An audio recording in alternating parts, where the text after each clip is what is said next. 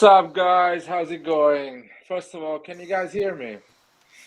Yes, Yes, yes. perfectly. Forza Milan. That was a great game. I really enjoyed this Champions League night. We almost got the 3 point, but you know what? Luck is not one the thing we're having recently in Champions League. But you know what? It was a fair result. 1-1, I think, was a fair result. They had a great game as well. It was a really tough opponent to play against. And yeah, that's it. What are you feeling, guys? How was this game? Well, I'm feeling. I agree. Like a little bit unlucky there, especially with the post at the end. But overall, 1 point is not bad. It's not bad. I think at the San Siro is going to. We're most of our points are going to be coming at the San Siro. I think. Yeah, we have Yeah, to take in consideration that we are playing after the derby that was very intense on Saturday. So too little space to rest, and we have a couple of injuries. So take everything in consideration. It was a very good result. And a little bit we just missed a little bit of luck. yeah. Luck. I mean, if you consider they had good chances as well, so maybe we were lucky on the other side that we didn't concede the second one. Yeah, So true. They had that one. overall, They had that yeah, one opportunity that should have been a goal. So we got lucky there. So it balances things out. Yeah. yeah. It's but sometimes you win it because you're way more lucky than the opposition. You know what I mean? So we were not way more lucky than the opposition because that post was like, damn it, man, always like this. But it was a good game. It was a good game. Before we start and analyze details, the players, the tactics, and everything like that, I just want to say hi to everyone in the chat. Yeah, Saelemaekers man of the match. I mean, I guess so. I would say Yeah, for me I too. would say he was one of the best in the pitch, and he scored a goal. So he had a great game. Really happy for him. Yeah, no, I thought Saelemaekers was man of the match too. He had a great game. Like he didn't make it almost on the ball. He looked very tidy. All his dribbles were coming through. He had a few mistakes here and there with passes, but overall his impact on the game was great. And thank God, because this guy gets so much hate that I'm really happy he can shut up the haters tonight. Yeah, and what do you think, man, about Yeah, Saelemaekers? Salamakers was man of the match. He had very good runs, scored a goal. He didn't make too many mistakes. He just needs to build up his confidence a little bit more. With a couple of games like this, I think he could get up his offensive output to be a little bit better. He just gets too much hate for no reason. So hopefully this can be a little bit good for him. Yeah, he gets a lot of criticism.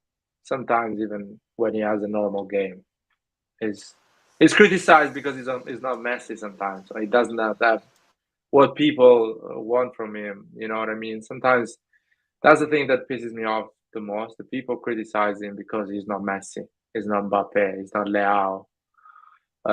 He doesn't do that type of football. He doesn't have that football in his body, in his skills. That's why he gets criticized. But when he's in a good shape and he's on reading the game properly, he is an extremely valuable player for us and for Pioli's system, for Pioli's football. And I don't know, but they were good, man. I'll be honest with you. I thought we are gonna go for 2-0 and a game in control. And I thought after that it's gonna be like this. They're gonna be really intense in the first 15, 20 minutes because they are playing at home. They are excited. They are young, but they didn't give up until the end, man. They fight until the end. So well done to that team, man. RB Salzburg, Red Bull Salzburg. They have drunk a lot of Red Bull before the game, definitely because they they were flying, man. I saw 11 Saelemaekers in their team, man. Yeah, They yeah. were fighting every ball. Maybe sometimes they were sloppy, not precise, but man, they were running everywhere in the pitch, everywhere. Yeah, Insane. look. This team that we played against has not lost a game in Champions League for a long time in home in their stadium. So it's obviously a team that is good. We knew it was going to be difficult. I also felt that we could have won this game going into it. Um, I'm not disappointed though. I'm not disappointed with the result. But I think that okay, maybe I'm being a little bit too optimistic. Maybe I'm being a fan right now. But I think at the San Siro, um, Salzburg is not going to be able to maintain its composure at the San Siro. I don't think so. Uh, I don't go, man. Go if you want to say something. I don't want to just. I don't want to be just me talking. No, no, it's no. Yeah, it.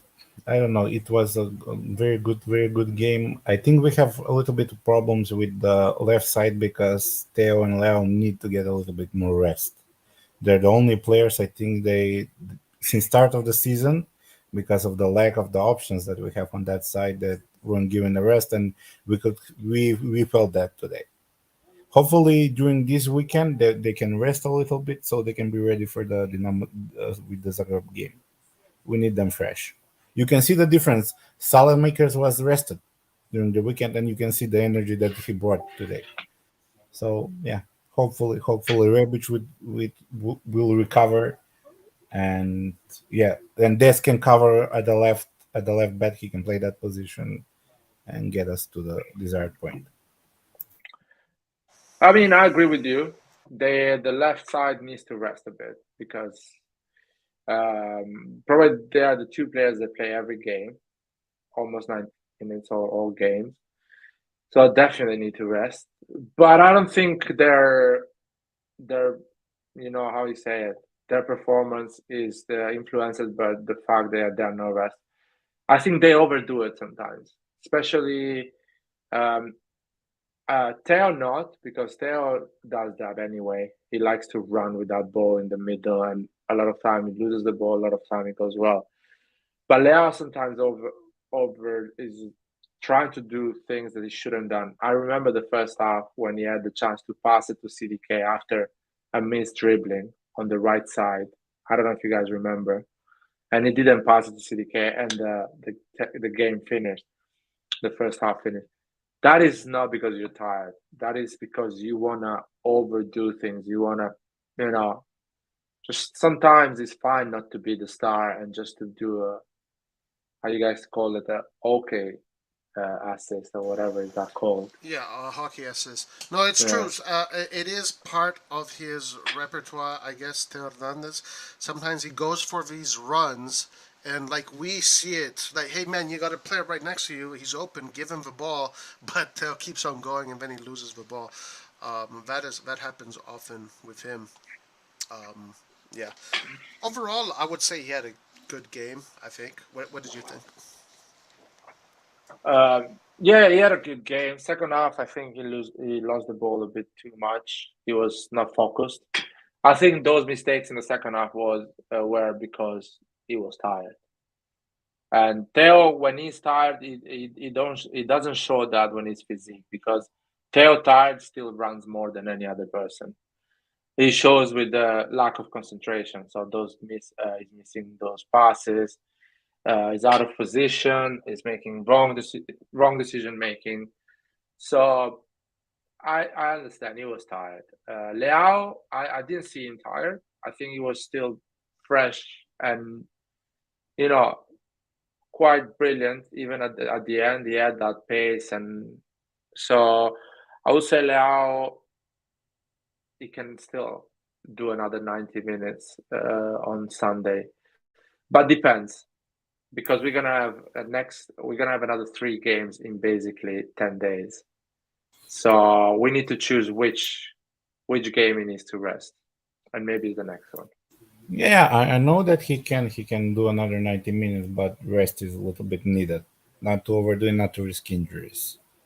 Maybe Yeah, yeah, he had a good game. Not that he had a bad game, but he was missing that little bit of surge that he knows to have when he's trying to outrun the players. He was missing that today. And also their right back, Dedic had a very good game against Lao. They didn't leave him much too much space. yeah, yeah, yeah. Roy, if you want to go to the chat, you're good at picking some Oh, sure, chats. sure. Yeah, go for it, Yeah, man. okay, so let's talk about Tonali. Tonali was tired, he completely disappeared in the second half. I thought Tonali had a pretty good game.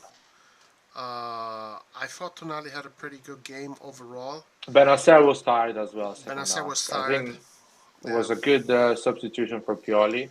And I think Pobega played well, considering that it was his yeah, first game in Champions League. yeah, The guy was not scared and he yeah, was actually trying. I like that. yeah. He had personality. Like this Ryan 17 is saying Pobega and Messias out, but I gotta say I'm very pleasantly surprised with Pobega. I'm very pleasantly surprised. I'm very happy that he is performing because so far everything I've seen from him has been positive. You know, I'm not expecting him to be Ronaldinho. I'm expecting him to be like I was talking with Andon earlier, more like Ambrosini, and he kind of does remind me of Ambrosini a little bit. I'm very positive on Pobega's future. Yeah, and what I like about Pobega that I think I didn't see on the first year of Tonali at Milan, but because Tonali was on loan and he was feeling the pressure, Pobega is not scared, man. He's a brave player. He tries things. He's I like that, and he's gonna improve a lot this season. He's gonna just improve a lot. I like that. Just a shout out, guys, to the chat. Just one thing, guys. Champions League, is exclusive to members. So join if you want to join the panel, guys. Become a member of the channel, and for the Champions League, any member that wants to join the panel is definitely welcome. But by the way, guys, smash that like button. We did see Milan in the Champions League again, so that's great. It's always good to see Milan back home where they belong. Laird, what about Diaz? What did you think of Diaz? Because Diaz is a player that I know we talk a lot about in this channel. You defend him a lot. I defend him a lot. I don't know how Andon feels about Diaz. What did you think about him? He played, I think, 20 minutes. He came in on the 70 minutes. I think he had an okay game. Not good, not bad. I think he didn't manage to impact the game for sure. He did not manage to impact the game, but he was fighting and trying to find solutions. He didn't find any solution. Off the ball, he was okay. He was covering, but not as good as he was, for example, against Dinese. So he had an okay game. We did, I think, 5 substitution, if I'm not wrong. Yeah, we did. Of the 5 substitution, I would say Messias was the worst. It didn't get in the game. You know what I mean? It didn't understand the game. He was completely off, and it's not his fault. It's really hard to come in the last 10 minutes and to straight away be productive and understand the pace of the game, the soul and what's going on in the game and read the game. So I think he was the worst, but that's fine. It's not a problem. He's an attacking player. He's not a defender. I was surprised by Serginho Dest. Considering it was his first game at Milan, not knowing tactics, not knowing nothing. He actually played really well. He was not scared. He fight quite. Was not is not reliable defensively. I can see it, but thank God at that point, RB Leipzig, RB Salzburg, they were not really attacking. They were trying to just disrupt our game, but he did well. And I can see actually the best 2 of the substitution, in my opinion, were Origi and Pobega because they get in the game, they fight. Origi almost scored. That was another moment that if you are a bit lucky, if the defender, touches that ball and goes in the opposite direction of the goalkeeper, you get a goal. So, but yeah, that's I'm a bit skeptical when Pioli puts these 3 players on games like this straight away. 3 changes at minute 50, 60, something like that. Sometimes I feel it's too much. Pioli has 3 slots now to do the changes, so you should go for 2 changes in games like this. Start with 2, maybe go for another 2 in the middle, and the last one at the end. Maybe you can do something like that, but not like a 3-1-1. I don't think that it makes any sense, in my opinion. I don't know. What do you guys think? You go ahead. Go ahead, man. I'll go after. Yeah, the substitutions were not that bad.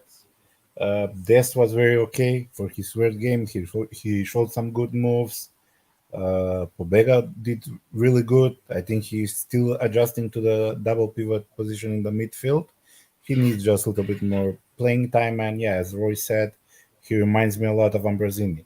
Very similar style of play, good passing. He's strong. He has good tackling, and but he needs a little bit more time. Origi, I didn't think he had a very good game. You can see the desire that he wants to score, wants to get that starting goal to get him into the career. I think he needs a little bit more time. And Diaz didn't have the space to do anything. As I said during the game, I think for this game, what kind of will be perfect is Krunic, somebody that is a little bit more defensive, that drops back a little bit further and gets the ball to have that end transition at the front. So overall, Pioli did okay with the substitutions. Although I agree, you shouldn't. If you do three substitutions at a time, at least do them at halftime, not at the 60th minute. It a little bit disturbs the game. But I It's understand why he did that. I don't like the three substitution because it's 30% of your team. That is a big chunk. You need three players to adapt to the pace, to the game, to understand the to read the game. All of three together. So it's a big chunk of your team. Especially sometimes Pioli does those substitutions in really key positions for the team, the striker, a midfielder, and a defender. So it's like, what the fuck? That's a bit too much in games like this. In Serie A, I understand. It's a different ball game. Roy, go for it. No, look, I agree that three substitutions, when you do them, obviously you're changing the chemistry of the team. Obviously, now then you have these three players that need to settle in, and the other players need to settle into the new three players. As a matter of fact, in that period, those 10 minutes after those substitutions, Salzburg did kind of come forward. Um, as far as Origi goes, I I don't know what to think yet. Today he had a very tough time holding the ball, being effective there. He did get himself in good positions. He had some good layoffs when he got some nice vertical passes to him. He was shielding the ball. He did have some good layoffs. Um, we need to see Origi play 90 minutes because playing 20 minutes at a time or 15 minutes at a time, we can't really see what he can do. We have to see him take many chances. A striker needs 5 or 6 chances a game in order to score one goal. So right now, unfortunately, because of the situation with the summer, him being injured, we're not seeing his full potential yet. Hopefully, we see it soon. Dest, I liked a lot. I liked Dest. Looked very composed on the ball, technical, tactical. He even won some challenges. I thought Benacer was really good today, by the way. I like Tonali a lot. And Messias, he didn't play much, so we didn't see much from Messias. I can't really rate Messias. But yeah, and Pobega, I'm very surprised. Pobega is the one that has surprised me the most. Because for some reason, I had this feeling that Pobega is not good enough for Milan. He's not good enough, I don't know. But instead, I'm looking at him. He's composed on the ball. He's physical. And he had some really intelligent plays in front of the box. Some really good plays in front of the box today. And Pioli said in the preseason that he was impressed with Pobega. So I guess we're seeing it right now. Yeah, I see this comment, Roy, you put it there, but CDK had a shit game as well. So what are we gonna do about that? Which comment? This one about Diaz. I've defended That these a lot, but since Pioli's keeping him in the UCL at the expense of Ali, I won't cut him any slack anymore. And he sucked today. Did nothing like. Oh, Diaz. Diaz today, not his best game. Not his best game. But I think Diaz can offer a lot to this team. So we saw what he can do against Udinese. You know, Diaz now is probably suffering CDK. That is a very good possibility that he's suffering CDK. But Diaz is still a weapon in our arsenal, and we're going to need him. He's going to have important plays. For us. Today, of course, it wasn't the best. I don't think he had a great impact in the game when he came in. But CDK today, aside from that really good, let's talk a little bit about CDK. So CDK today, aside from that really good pass that he had before the game started, before the goal started, he had that back heel through ball. Like he didn't have a fantastic game, right? Like CDK is not yet in the machine of the team. He's still Yeah, figuring I out. think the problem of CDK. First of all, as I said, CDK did shit because it was just kind of a reaction to that comment. Of course, a game like this, no one really does shit. It's such a difficult game that even the guy that played the worst still had a good game. That's the thing because you have a great opponent in front of you. So uh, I would say even Kalulu and Benacer, they were quite sloppy in that moment when they scored the goal. They made look themselves like idiots. But they had a great game at the end. Kalulu had a really good game. It was quite solid apart from that mistake. And it's so hard to go on a 1v1 with these players consistently every 30 seconds. Calabria, Kalulu, Tomori, Teo Hernandez, they were going on a 1v1 every 30 seconds. This is modern football. This is the football that biggest club play, biggest players play. And it's not easy, man. We think it's easy to go on 1v1 every 30 seconds in a pitch like that is a big pitch and you have to run, be concentrated. So CDK didn't have a shit game. I think it did the job. It was a physical game. He had to fight. The problem with CDK that I saw with the Messias when he started to play for us is that CDK is not good enough off the ball. I see him slow down when he doesn't have the ball, or I see him being really sometimes not Shy. reading the game. He's shy. Exactly, a bit shy, not understanding the game to go for the rebound because we get a lot of balls, we intercept a lot of balls, and if CDK is a bit more clever understanding the rebound, he can start a quick counter attack with the body he has. Is big lad. So that is my problem with CDK, and that is an issue not because CDK is stupid or is not good enough. It's just he needs to understand his teammates. He needs to understand the tactics, the way we play football. Yeah, That's yeah. the thing. I agree. I agree. And I think, and we were talking about this earlier too. Yeah. Like CDK is shy. Yeah, he's a little bit too shy. He needs to come and ask for the ball. He needs to take control. But this is going to happen within time. And also Pioli needs to learn to use him a little bit better. It's not just CDK. I think they both need to get a little bit more understanding CDK of the tactics and Pioli of what kind of player CDK is. I think he has the capability to drop a little bit deeper, not to go that much up front, because even in the previous games, he's played more like a second striker than a cam. And that was the Yeah, problem now in this game. There were no connection between the midfield and the attack in the middle. So he just needs to drop a little bit further behind, and I think it will be good. Just he needs time. I'm not at all worried about him. Yeah. Hey, I He's want still to. getting Oh, sorry. assists. Go ahead. My This bad. is like his second assist since he came, I think. Oh, not Well, an assist, yeah. but Important play. A play that yeah, led to a goal. Yeah. yeah. So just what do you mean? No, it was Benacer the one that played to Leao. Well, what He did a basically. 1-2 with Benacer. He did a 1-2 with Benacer in the midfield on the right Yeah, wing. yeah. It's an assist of an assist of an assist of an assist. Yeah, I it's a mean, he was. involvement. He's a technical player. He's a technical player. He's really good on tight space. He's really good with the passing. He's precise with the passing. He has all of those things. Of those, he needs to learn a lot, and not because he's not good at that. He just needs to understand how we Yeah. play. Simple as that. Yep. Time.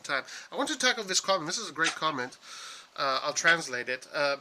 According to the performance of the team, do you guys think these are 2 points lost or 1 point gained? Really good question here. I don't know, Laird. You go first. You tell us.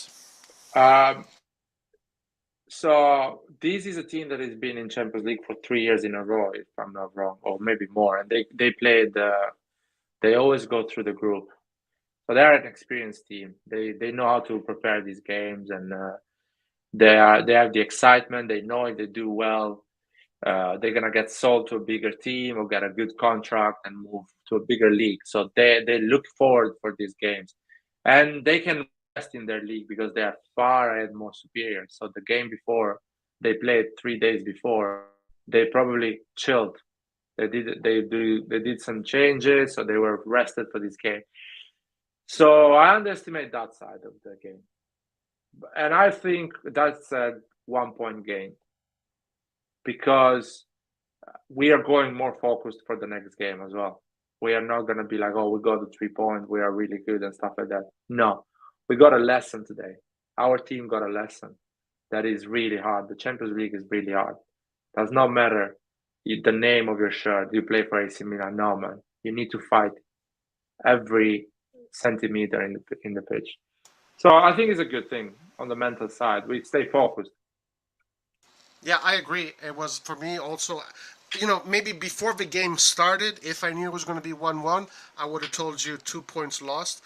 But seeing how the game went and now discovering this team, Salzburg, that has been doing really well, it's 1 point gained, I think. But I also think that we still need to grow a lot in the Champions League. Like it's still a team. We are still a team that is new to this competition.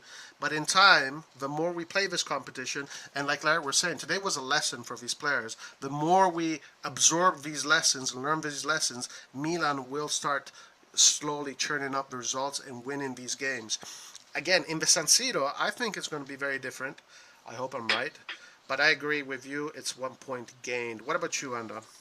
Yeah, it's a 1 point game. People need to understand. Doesn't mean if the team doesn't come from the top five league is a bad team. First of all, second of all, Red Bull Salzburg has a lot more experience in the Champions League. I'm talking about the previous 5 seasons. They played more Yeah. than Milan played in the Champions League. Last year also they knocked out Sevilla from the group. They took a draw at home with Bayern Munich, which is a much better team than Milan currently with the players and everything. So, Yeah. and based on the style they play, it's a very modern, fast play. So yeah, I would have loved the 3 points, but again, it's an away game. It's a first group, especially Chelsea that lost with Dinamo. It's a very good result. So I'm happy with the result. And I agree, at the San Siro, it will be a totally different game. There, we don't have any excuses not to win that game. So, yeah, it's a 1 point game. Yeah, I'm curious to know what you think also about Valère. Like, I agree with what Ando Uh, just said. At the San Siro, there's no excuse. We have to get the 3 points at the San Siro. What do you think? for the San Siro game. Oh yeah, if we have our, you know, because we get a lot of injuries as well. So let's see how many injuries we're gonna have. If we're playing with Krunic on the left side and Sergio Dest on the right wing, and I don't know who's gonna play in the middle, Pobega as a number 10, you reconsider every situation. So let's see how the team is feeling. But if the team is in the condition we were today at San Siro, we have to win. Yeah, it's our stadium, and Leao performs way better at San Siro. He's a different player at San Siro, and that is something for Leao to grow as well, to understand, to play better away, to be more effective outside San Siro. He has the wings when he's in San Siro because he feels that stadium is his home. Everyone loves him there. So rightly so, he's a different beast at San Siro. Away, Leao is a bit different. So I really believe if we have Leao, Origi or Giroud, a good starting 11, we go and win at San Siro. Guys, look at the genius comment of the day. Roy, you happy with Pobega now? Most players I've ever seen, the worst player I've ever seen in my life. Italian players except Tonali and Barella are effing garbage. This goes for the genius comment of the day. Very good, Merad. Congratulations. You win a cookie. You win a cookie. Now go eat it in the corner and be quiet. Yeah, Okay. I don't know. He had a one good more game, thing. man. Come on. One more thing Pobega had this a good game. season. Nah, but this is a Yeah. stupid comment. It's a stupid comment. Yeah, one more thing this season. In the previous 2.5 years since we had this upwards path, we were much better at away games, and at Yeah. home we were shit. But this season is a little bit different story. We're a totally different team when we play at the San Siro. So I hope we can take advantage out of that. Yeah, yeah, absolutely. I think that at the San Siro right now, like the energy that the crowds are given to the team, it's very difficult to beat us at the San Siro. But I think that, again, the more we play in this competition, the more we'll get used to it. And we were talking about this earlier too. The parallels with the early 2000s are there. When we go back into the Champions League from a drought, right, from 97, 98, I don't know, I can't remember. We were out of the Champions League for a few years. Then we got back into it. For 2 or 3 years, we couldn't pass the group stages. But then, fixing, tweaking the team here and there, getting used to this competition, all of a sudden, guys, we became the best team in Europe. Yeah, that's why it's really important to screw the top 4 every season, to play the Champions League every season. And is it really important? It's the most important, more important than the transfer window, more important than anything else. Playing the Champions League, your player becomes better. They understand the game better. They understand the competition better. And the Champions League is a short competition. If you don't play it often, you don't understand that it's a matter of moments. It's not a long 38 game season. So you make a mistake, you can recover from that. It's a moment. You make a mistake, and RB Salzburg scores a goal straight away. It doesn't give you a chance. First chance they scored. These are the type of players that come in Champions League. Are players, especially the ones that play at a lot of time. They know I have 6 games. In this 6 games, I need to be impactful. But anyway, I want to add something. Next year, the Champions League is going to change. The format is going to be different, slightly longer, and almost like a mini league. And after you go on playing the semifinals, quarterfinals, whatever. What is it? How is it going to change again? Remind me. It's gonna be like at least each team is gonna play at least 10 games, no matter what. What? Like Yes. 2 separate mini leagues. We're gonna play 5 games at home, 5 games away. Yeah. And the teams that get the best points go through. Wow. Do you think that is going to hurt us, or do you think that benefits us? What do you guys think about that? On the money side, it's gonna benefit us a lot because we're gonna earn more money. As TV rights are higher, and having 5 games at San Siro, 5 Champions League games, that means you get almost double of the money you get, because now we have 3 games at San Siro. But I next think season we're it's gonna not have from 5. next year. I think it's from 2024, 25. That season, not next. It's not 23, 24? 24, it's 23. Anyway, almost there. But it will suit us. I think it will suit us more because we are more built for a league type of competition rather than a cup competition. I think it's not gonna feel like a league anyway. It's gonna be the group stage is gonna be like, if you make a mistake, you can still recover that. Now the group stage is on a point that if you make a mistake, it's really hard to recover. So if we don't win that game today, or let's say if we lose that game today, we're gonna be really in trouble. It's really hard to get back. So that point is important because we kept RB Leipzig, RB Salzburg close to us, and Chelsea is already close to us because they have 0 points. I don't think Dinamo Zagreb is gonna go through. They're gonna lose points. I'm assuming that I'm assuming Zagreb scored an early goal today, and then they closed themselves in defense for 90 minutes. Yeah, that's basically. Did you see the game, Laird? I didn't see the game, but Chelsea is quite sloppy anyway. So, and they scored an early goal. So their game was counter-attacking Chelsea every time they had the chance, and they play at home. So everything went well for them. But I don't think they're gonna go through because Red Bull Salzburg is better. It's better than them. Yeah. And Chelsea has to figure out a way. So they need to win games. They need to start to win games. So a good thing Chelsea's playing against the Red Bull Salzburg. So if they draw and we win, we jump top of the table, and we leave the 2 Red Bull and Chelsea behind us, almost 2 points and 3 points behind us, which is a good advantage. Yeah. Well, yeah. I feel really positive, man. I feel really positive that we can do this. I have a feeling, a sensation that the team has leveled up, and we just need to get used to the rhythm and the intensity of the Champions League. And I think these kids have it in their heart. I think they do. Somebody says, good second half. CDK sloppy and slow. We lack teamwork in final third. Origi missed 2 easy chances. Fingers crossed.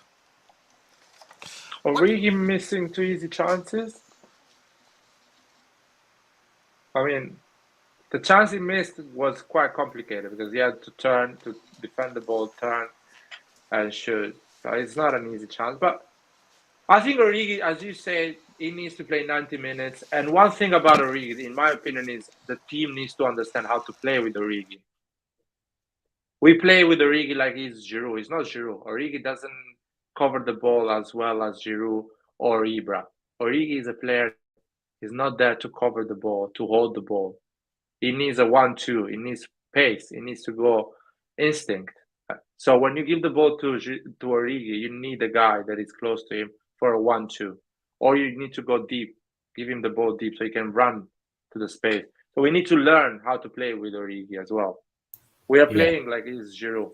Yeah, Origi is not a classical striker. He's more like a second striker or maybe a winger. So, and now we're playing as a number 9. So that's why it's hurting his game. He's not that kind of a player. So Cruz missed today, man. Well, in a year he's gonna say Pobega was missed today, so that's fine. 12 months. They always come 12 months late. That's fine. Yeah, No, for sure. even though this comment is made sarcastically, but yeah, Krunic was missed today. I think in the second half, if he played at the attacking midfield spot, it would have suited the game a little bit more better. It was Let's not not forget, sarcastic, man. It's a serious comment. yeah, let's not forget, Krunic was one of the key guys last year in the last 7-8 games when we needed victories. He was excellent in all of them. So yeah, he was missed today. Yeah. Yeah, I agree. Sometimes bad things brings good things. Krunic missing, which is a really good and reliable player, gives Pobega the opportunity to play and to gain experience and minutes and to learn the job. So I'm happy anyway. I really want Pobega to play a lot this season. Yeah. No, he's really good. Pobega is really good. Like this is a really solid player. I mean, Mancini called him up for the national team. He's gone through the ranks of the national team since he was young. I'm very pleasantly surprised with Pobega. I'm very surprised. So check this out. Omari Thompson says, I watched the Chelsea game. Ziyech was horrible and the fans want him out. He has a swollen head and he didn't do anything from when he came in. I don't want him near Milan. Yeah, I watched the second half also. He was terrible. In the end, they had like 2 very good free kicks. He did horrible on both of them. Basically he didn't do anything. So yeah, I don't know, man. I don't know what to say. I've been saying this. All the names that people tell me, I watch. When Nathan said I watch football, I don't believe him because I really watch football. I watch these players. The name that they say, they miss a lot of crosses. They miss a lot of dribblings. They miss a lot of passes. They are not impactful. They miss sitters as well. So when they say, "Oh, this will be perfect," I'm like, dude, what are you talking about? I've seen these players. They are not perfect. They are not invincible. They are not so impactful that we think they're gonna come and change our history. No, man, it's not gonna happen. It's not those players. We cannot afford those type of players. People need to understand we cannot afford those type of. They come in and change completely the face of Milan. Those players we cannot afford them. I learned the lesson. I was one of them that thought we're gonna spend 100 million and we're gonna buy a 50 million striker or whatever. No, guys, we cannot afford those players. So if 20 million euro, even Sanchez was close to be at Milan, and he is not a 20 million euro player. He was a 20 million euro player because he was at the end of his contract. We didn't get him. So clearly we cannot afford him. Botman could have been a great defender. They could have helped us a lot to have a great option with Tomori and Kalulu. See, we couldn't afford it. So Botman is a ready-to-go player. He had a Champions League experience, already won a title with Magnan. He was a ready-to-go player. The players that change our team straight away, we cannot afford them. That's what I'm saying. So, yeah. And to be fair, I like what we're doing. I like what we're Yeah, doing. of course. I like how we're building our players. Of course, we got to keep them. This is the next stage. But I like how we're getting young talents that our very talented scouts are identifying, and we're giving them contracts that allows them to be hungry for more. Rather than like what Juve does, gives these 21-year-olds 7 million, 8 million. These guys finish their career already. They're not fighting for better contracts. While our players, are young players, always fighting for better contracts, and Milan so far has been doing a good job with the players that Maldini and Masada got. Of course, Leao, we have to see what happens with Leao and Benacer. But I like how we're doing. And these players, the way they are going to be the 100 million player. We already see with Leao. Leao is already that 100 million player. Theo is already that 80 million player. Benacer is already that 50 million player. Tonali already. So, I like what we're doing. I think it's working. And I'm not complaining at all. I'm not complaining at all. At least today, I'm not. Yeah. I really believe, for example, CDK is going to be really useful for the second part of the season. I thought he's going to be more impactful than what he's been at the moment. Easily, he can do Serie A. No problem at all. Serie A is his pool. He can swim in that pool easily. Even if he had a bad game, he can always be impactful and have a moment and change the game. So in the second half of the season, probably, if finger crossed he doesn't get injured, consistently playing, he can become at the level what Leao was at the end of the season before. He can be that player. I really believe in Diaz. I really think Diaz can become a great player. He just needs time. He needs to develop. And I really believe we're going to buy Diaz, 20 million, because you cannot buy a better player for that amount of money. And you need two good players in that position. You don't need just one, because we're seeing that we play every 3 days. Diaz is starting with Sampdoria, in my opinion. He's going to start with Sampdoria. And he's good to do the job against Sampdoria. Yeah. What do you think? What do you guys think about Rebic? I mean, Rebic, just like last season, he started off well. All of a sudden, gets injured, and now here we are, kind of forcing Leao to play 90 minutes, forcing this guy to play, forcing old man Giroud to play 90 minutes. What do you guys think about Rebic? It's the story of his career. He plays like 3-5 good games. After that, got injured. Doesn't play 10 games. Plays 2 games. I think they should consider this season, if this continues, for him to be sold next year. He has the quality. He has everything that is needed to play at Milan, but he has. I think it's a mental problem more than anything. But this is his last chance. We can't afford like this because of him and him getting injured. That often we don't have a left wing backup now. Leao is forced to do overtime, and you can see it impacting his game. We don't need to burn him out at the beginning of the season. So either he recovers and starts playing like over 25 games a season, or to be sold. There's no other solution for him. Yeah, I agree. Larry, you're getting some interesting comments about Diaz. Jamal has been anti-Diaz subscriber for a long, long time. It's funny. CDK is showing amazing flashes. He just needs time to settle in and gain some confidence. I actually wanted to follow up on what you said. I didn't think CDK was going to come in and right away shine. But I agree with you. I think that it's going to be sooner rather than later. I think that by already a few months, we're going to see CDK doing what he does. Because he already has the experience. He already has the games under his legs. He already has 2 years in the Champions League. He already has like over 100 games of football. As a pro, yeah. So I think it's going to take, it's not going to take that long, essentially. So I agree with that. Yeah. One problem we also having issues with is not converting our corner kicks because of the Tonali poor cross. When last did Milan score from corner kicks? Yeah, that's an issue, right? Yeah, The we corner need to kicks. work on those dead ball situations because we are getting a lot of corners and free kicks every game, but we're not converting anything. They need to work on that. Yeah, we are at the level that when we get when I see a corner, I don't even believe we're gonna do anything. I honestly think that. Actually, we should play it short. Fuck it, just play it short. Yeah, Play short like Barcelona used to do at one point. They were just playing it short and keep doing the tiki taka and creating chances. So Milan should just play it short with don't even bring the how's it called, the defenders up there. Just fucking play it short. Is is just embarrassing, man. I want to say something about this.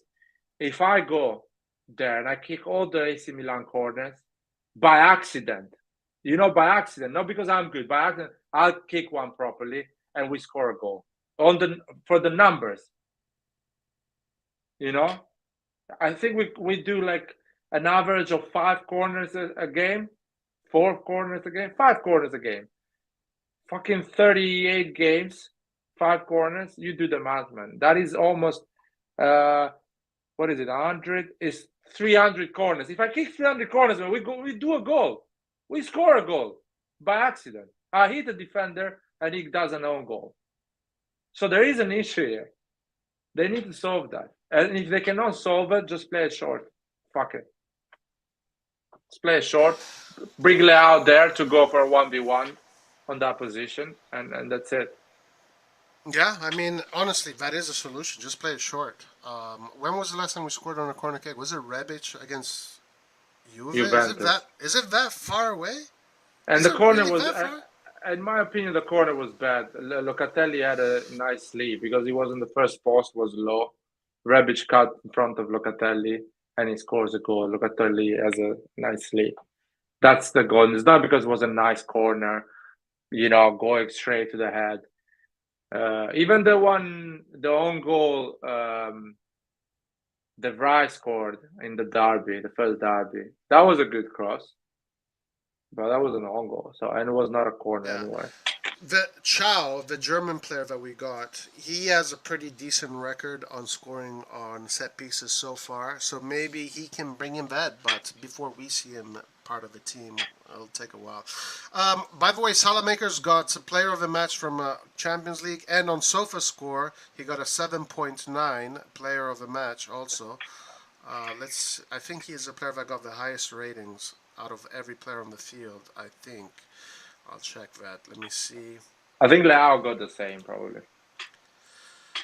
No, guys, according for SofaScore, Leao got 6.6. Saelemaekers got Quite low. 7.9. Yeah. Quite low. Leao had a good game at the end. I think he could have I done thought better, he of had course. I mean, he got an assist. Didn't he get an assist? Yeah, he got an assist and he was trying going on a 1v1. I'm really critic to Leao because Leao can become a Ballon d'Or. Yeah. let's face it, guys. When I criticize Leao, it's because Leao can be up there with Erling Haaland and Mbappe. You know what I mean? I mean, you saw Mbappe today, man. What he did. That is a joke. The 2 goals is insane. I half saw it. But I can imagine how the game went. I know how. I don't need to watch Juve to know how the game went. It's just insane. Mbappe and Erling Haaland, they're so sharp. They're so convinced what they're doing. He scored 2 goals out of today. Huh? Yeah. This guy is a goal machine.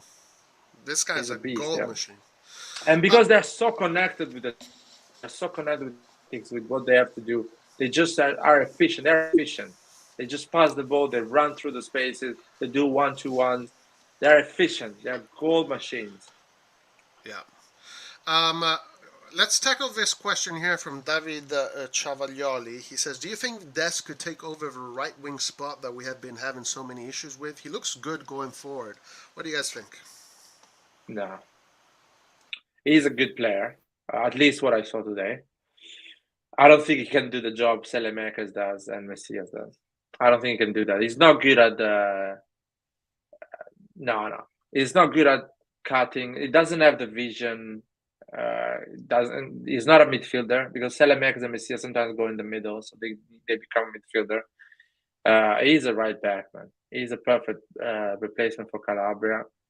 Probably he can start as well if he understands a bit the Serie A. He needs to understand Serie A because he did some dumb, positioning during the game, some mistakes, tactical mistakes of the ball. But he can learn. He can learn a lot. I think it's a great move for him because what he's lacking is defensive awareness, and he can improve a lot that in Serie A. It's a good move even for the U.S. national team. He's going to learn a lot as a defender. Yeah. Nathan is here. What's up, Nathan? How's it going, guys? Oh, good, man. Very good. Did you saw the game? Nah, I kind of fucked up at my job, so I missed pretty no. much all the game. You didn't saw Saelemaekers goal, man. Oh, you missed you missed Saelemaekers' best performance yet, my man. Such an I'm unfair. happy for him. I'm happy for him. I'm glad. That's good for his confidence. Yeah. I'm happy for Milan, first of all, but he needs some confidence. Yeah, he needs some. Yeah. I want to also know what Andon thinks about this. Dest. Do you think Dest can take over that right wing, or do you agree with Larry? Did he play today? He played the last 20 minutes. Half an hour. Who did he come in for? Calabria.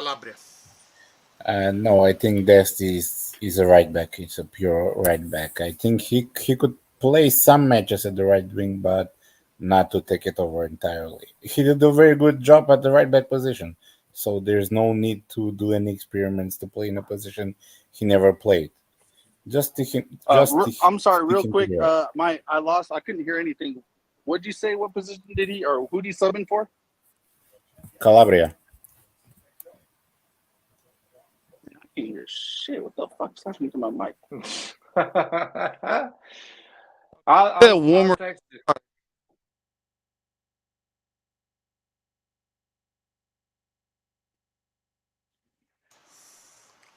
Nathan, just join again. Just join again. I don't know what the heck's happening.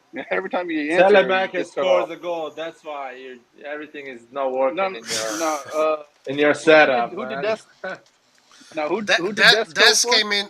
Dest came in for Calabria around the 58th minute, so he had about 30-something minutes of game time. He showed good stuff. He showed good stuff. How did CDK do? It was okay. It was okay. SofaScore gave him a 6.6. If you look at, these are all the ratings according to their stats. The guy that got the highest ratings on the pitch was Saelemaekers today, 7.9. 7.2 Kalulu, 7 Mike Magnan. All of our players got 6 and lower. I'm surprised that Kalulu got a 7.2 because him and he was he didn't do well on one. That's what I'm saying, which is not a crime. You're a defender. You're always in disadvantage on a 1v1, in my opinion, especially in the box. In the box, you're basically not allowed even to touch your. Right. He had 6 tackles, 1 dribble passed, which led to the goal. Blocked shots 2. Long balls accuracy 8 accuracy from long balls. Okay, that's decent. 93% passing rate. I mean, from the defense is a little bit easier. 79 touches. I kind of agree with you, Larry. 6.7 for Tomori. Tomori had 2 tackles, while Kalulu had 6. I think Tomori had a good game, but because you know why I think Tomori had a good game because Teo Hernandez didn't play well the second half, and he had to cover a lot for Teo. So he had to work a lot for Teo second half. Yeah, according to SofaScore, Teo is the flop of the match, 6.2, the lowest ratings of the starting 11. So he had touches 99, 78% accuracy, long balls 6, 4 were accurate, shot blocks 2, key passes 1. He was fouled 4 times. Error led to shots twice. Tackles 2.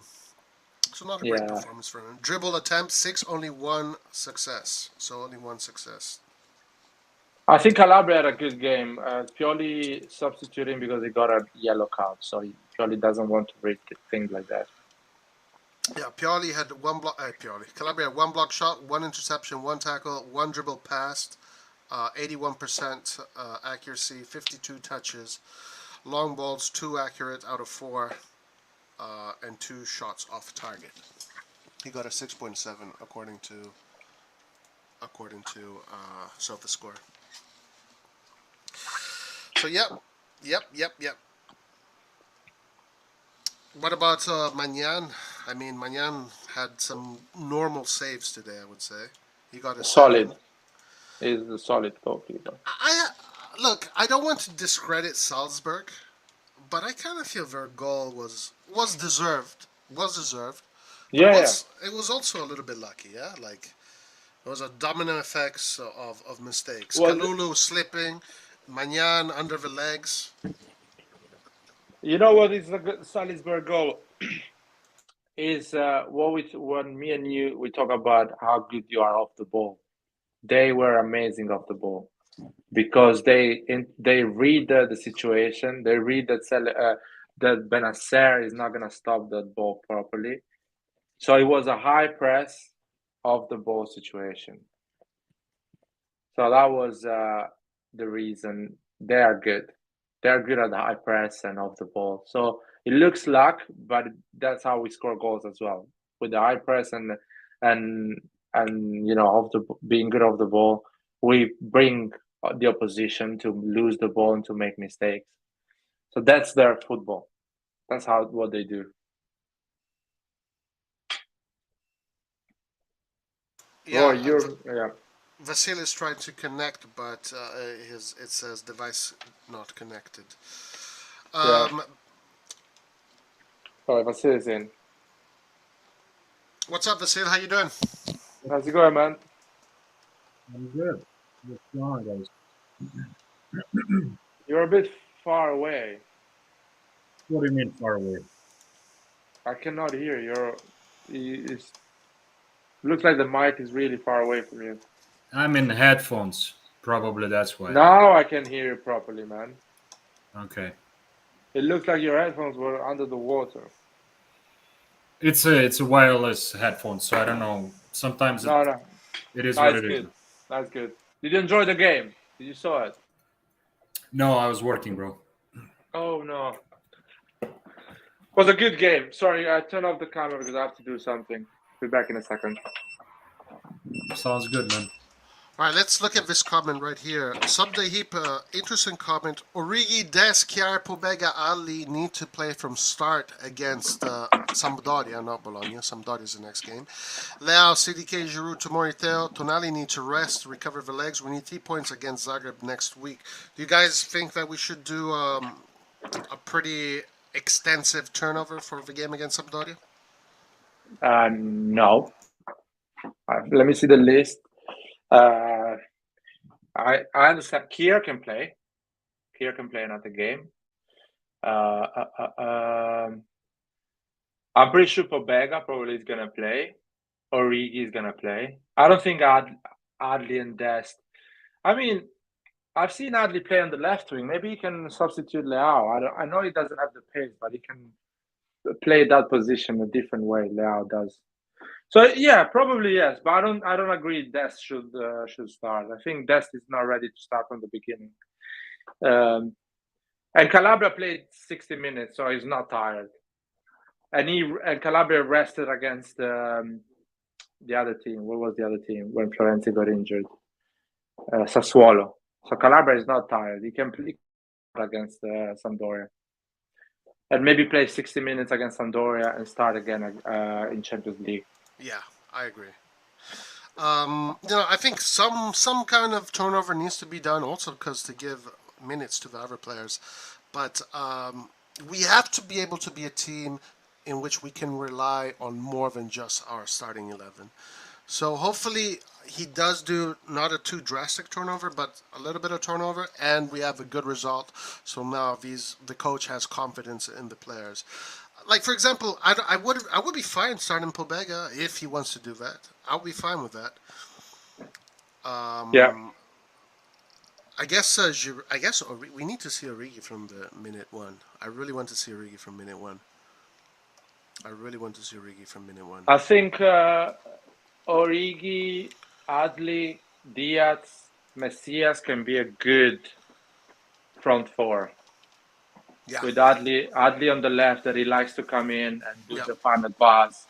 Adli's not gonna go and run through the wing. He's gonna let Fernandez do that. You're right. He's gonna go more in the. Ali's gonna. He's gonna come in, and Messias actually likes to stay wide on the wing. He doesn't come often in the middle. So Adli's gonna do what Saelemaekers does on the right. He's gonna do it from the left. Yeah. Diaz in the middle, Origi. You have pace because you have Origi. You don't have it on the wing because you don't have Leao, but you're gonna have it in the middle. Yeah. And Adli is good on the final pass, long passes and stuff like that. Yeah. I think it can be a good solution for Pioli. And also, when you were saying that, I don't want Milan to become Leao dependent. If Milan becomes Leao dependent, that's going to be a problem. So hopefully he does something like that. Give Ali a chance on the left, and we get a good result. So now we don't have this pressure. We got to play Leao, or else we don't win. I hope so, because Ali, like in the preseason, looked really good. Origi is a player that he looks good. I mean, he looks like a player that can play. So it's not fat, Roy. He's not fat, no. I just want to see him from the first minute. I think if he plays from the first minute, he's going to get more chances to score, and he bangs one in, and then he can start to get going. He needs to have a feel of the net. He needs to hear the onion bag ring. So I think that will do wonders for him. Antonio is in the chat, and he says, guys, at this point, Italian teams are embarrassing. I'm not embarrassed with Milan's performance at all. Antonio who? Antonio, the same guy that came on my live yesterday while I was conducting a show. He interrupted my live to tell me that Saelemaekers is not good enough for the Champions League. Boy, is karma a bitch. He's quick. He's a quick bitch, by the way, man. Jesus Christ. No, I wasn't really embarrassed by Milan's performance. I was pretty okay. It was not the Grande Milan, whatever, but I wasn't embarrassed at all. I hope people realize that it's not the Grande Milan. It's not been the Grande Milan for the last 12 years. Just to not know people. But another thing I want to say, everyone was saying that this team, Salzburg, is a good team that needs to be worried about it. And now everyone is upset because we didn't win. So I'm like confused. Actually, I should be upset we didn't win because I thought we're going to kind of dominate the game. And actually, I got proven wrong. And I'm the one that is actually happy for the draw. Yeah. I thought we could have. I think we could have won. They could have won too. Exactly. I think the 1 point is fair. Actually, Roy, you brought something interesting. A year ago, we would lose this game. Yeah. We have more experience now, and we got the point. We were more solid at the end. Yeah. So yeah. I saw growth. If you compare this from last year, you can't say the team hasn't grown. You can't say that. Did we dominate the game? Possession, yes. We did 65% possession. Yeah, but I mean, were we overwhelming, with our possession? No, it was no. Look, let's go to the stats. Let's see what it says. I think first half was 65% possession for us. It was pretty matched. So look, 16 shots for them, 14 for us, 4 on target for them, 3 on target for us, 8 shots off target for them, 7 for us, block shots 4. So offensively, it was it was even, but we held the ball more. We were able to hold the ball more. But there's a reason this team, Bayern couldn't beat this team in that stadium. And it's a tough team, but listen, at the San Siro, again, I'll be repetitive. I think at the San Siro is going to be very different. Well, I heard we hit the post, so I mean, so do we have other chances to score besides the post? Yes, we Yeah. had other chances to score. Brahim Diaz almost got himself in front of the goal. The goalkeeper did a good job to intercept that. And then Origi had a decent chance. He could have converted. And then we hit the post. But Pobega had a good chance in my opinion. That shot from outside, that was because we came out pretty. We almost scored a goal. yeah. And they also had a very good chance to score. They missed a sitter pretty much. So I think that should be said too.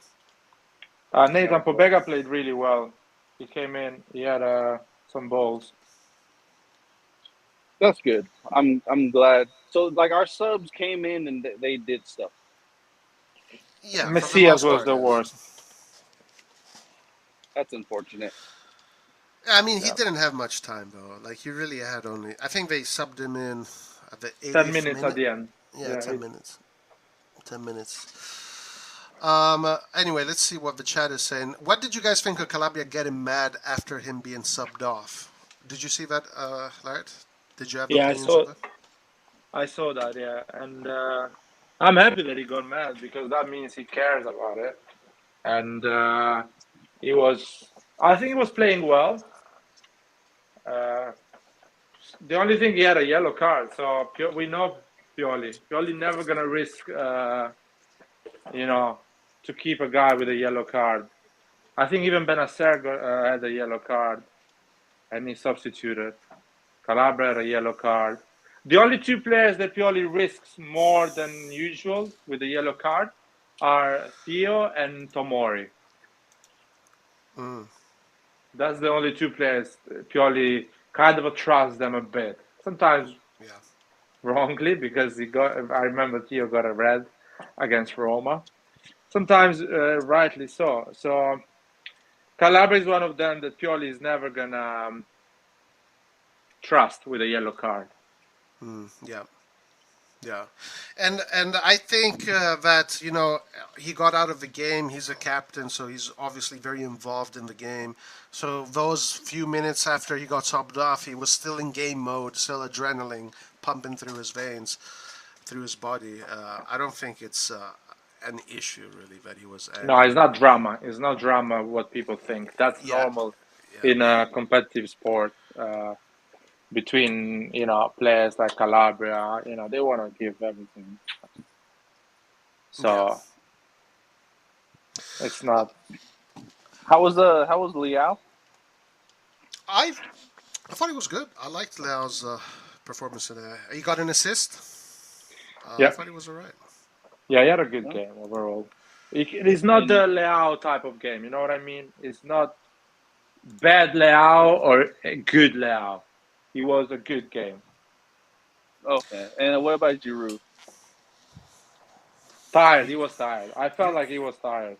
He barely got any service. I saw the first few minutes of the game. He had a really good chance, but it was a really weak shot, like at the near post. Yeah. That was bad from him because I think the decision to shoot from that position was wrong. But yes, that's right. Yeah. Let's say you make that decision wrong. At least you need to break the face of the goalkeeper. You need to shoot so strong. You need to break his face. You know what I mean? Destroy. So that's what I'm saying. I don't mind the bad decision at that point, but just kill him, man.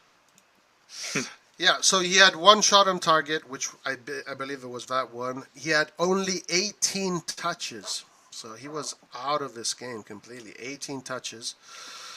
Well, Erling Haaland sometimes finish a game with 7 touches. So. Yeah, I mean... and 2 goals. Yeah. Did Origi sub for Giroud or Leao? Giroud. Giroud. Leao played the full 90. Oh, okay. Yeah. I think the Giroud performance was because he was not sharp enough. I think going back, if I was Pioli, I would start Origi. You know what I mean? Yeah, maybe. Because, I mean, it's like Giroud is not a youngster. Like, he's been playing, like, many games in a row now. 3 or 4, something like that. Pioli really has to be careful now. He really has to be careful because if he loses Giroud, That's a big problem. That's a big problem because we don't know what Rebic his recovery is like. And if we start to lose the pieces because of overplaying these players, not doing enough man management, minute management, Pioli has to be very careful with how he's handling Giroud at this moment. Going back to Pioli, that was the only mistake I think Pioli made for this game. And it was a mistake that you realize at the end of the game. It's not like something you say.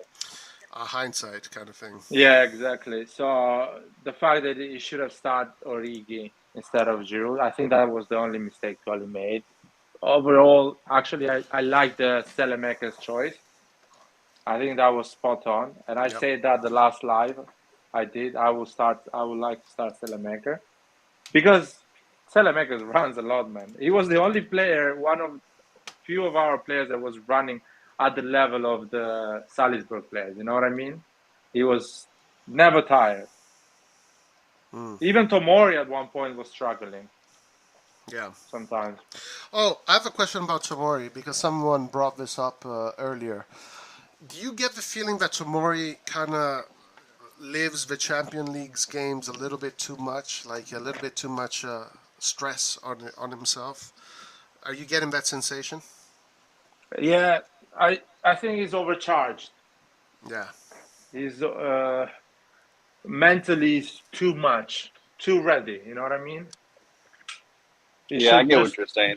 Just relax a bit more, because he has the pace and the explosiveness to deal with the Champions League without any problem. Actually, Tomori needs to learn how to calm down himself on the athletic side. You know what I mean?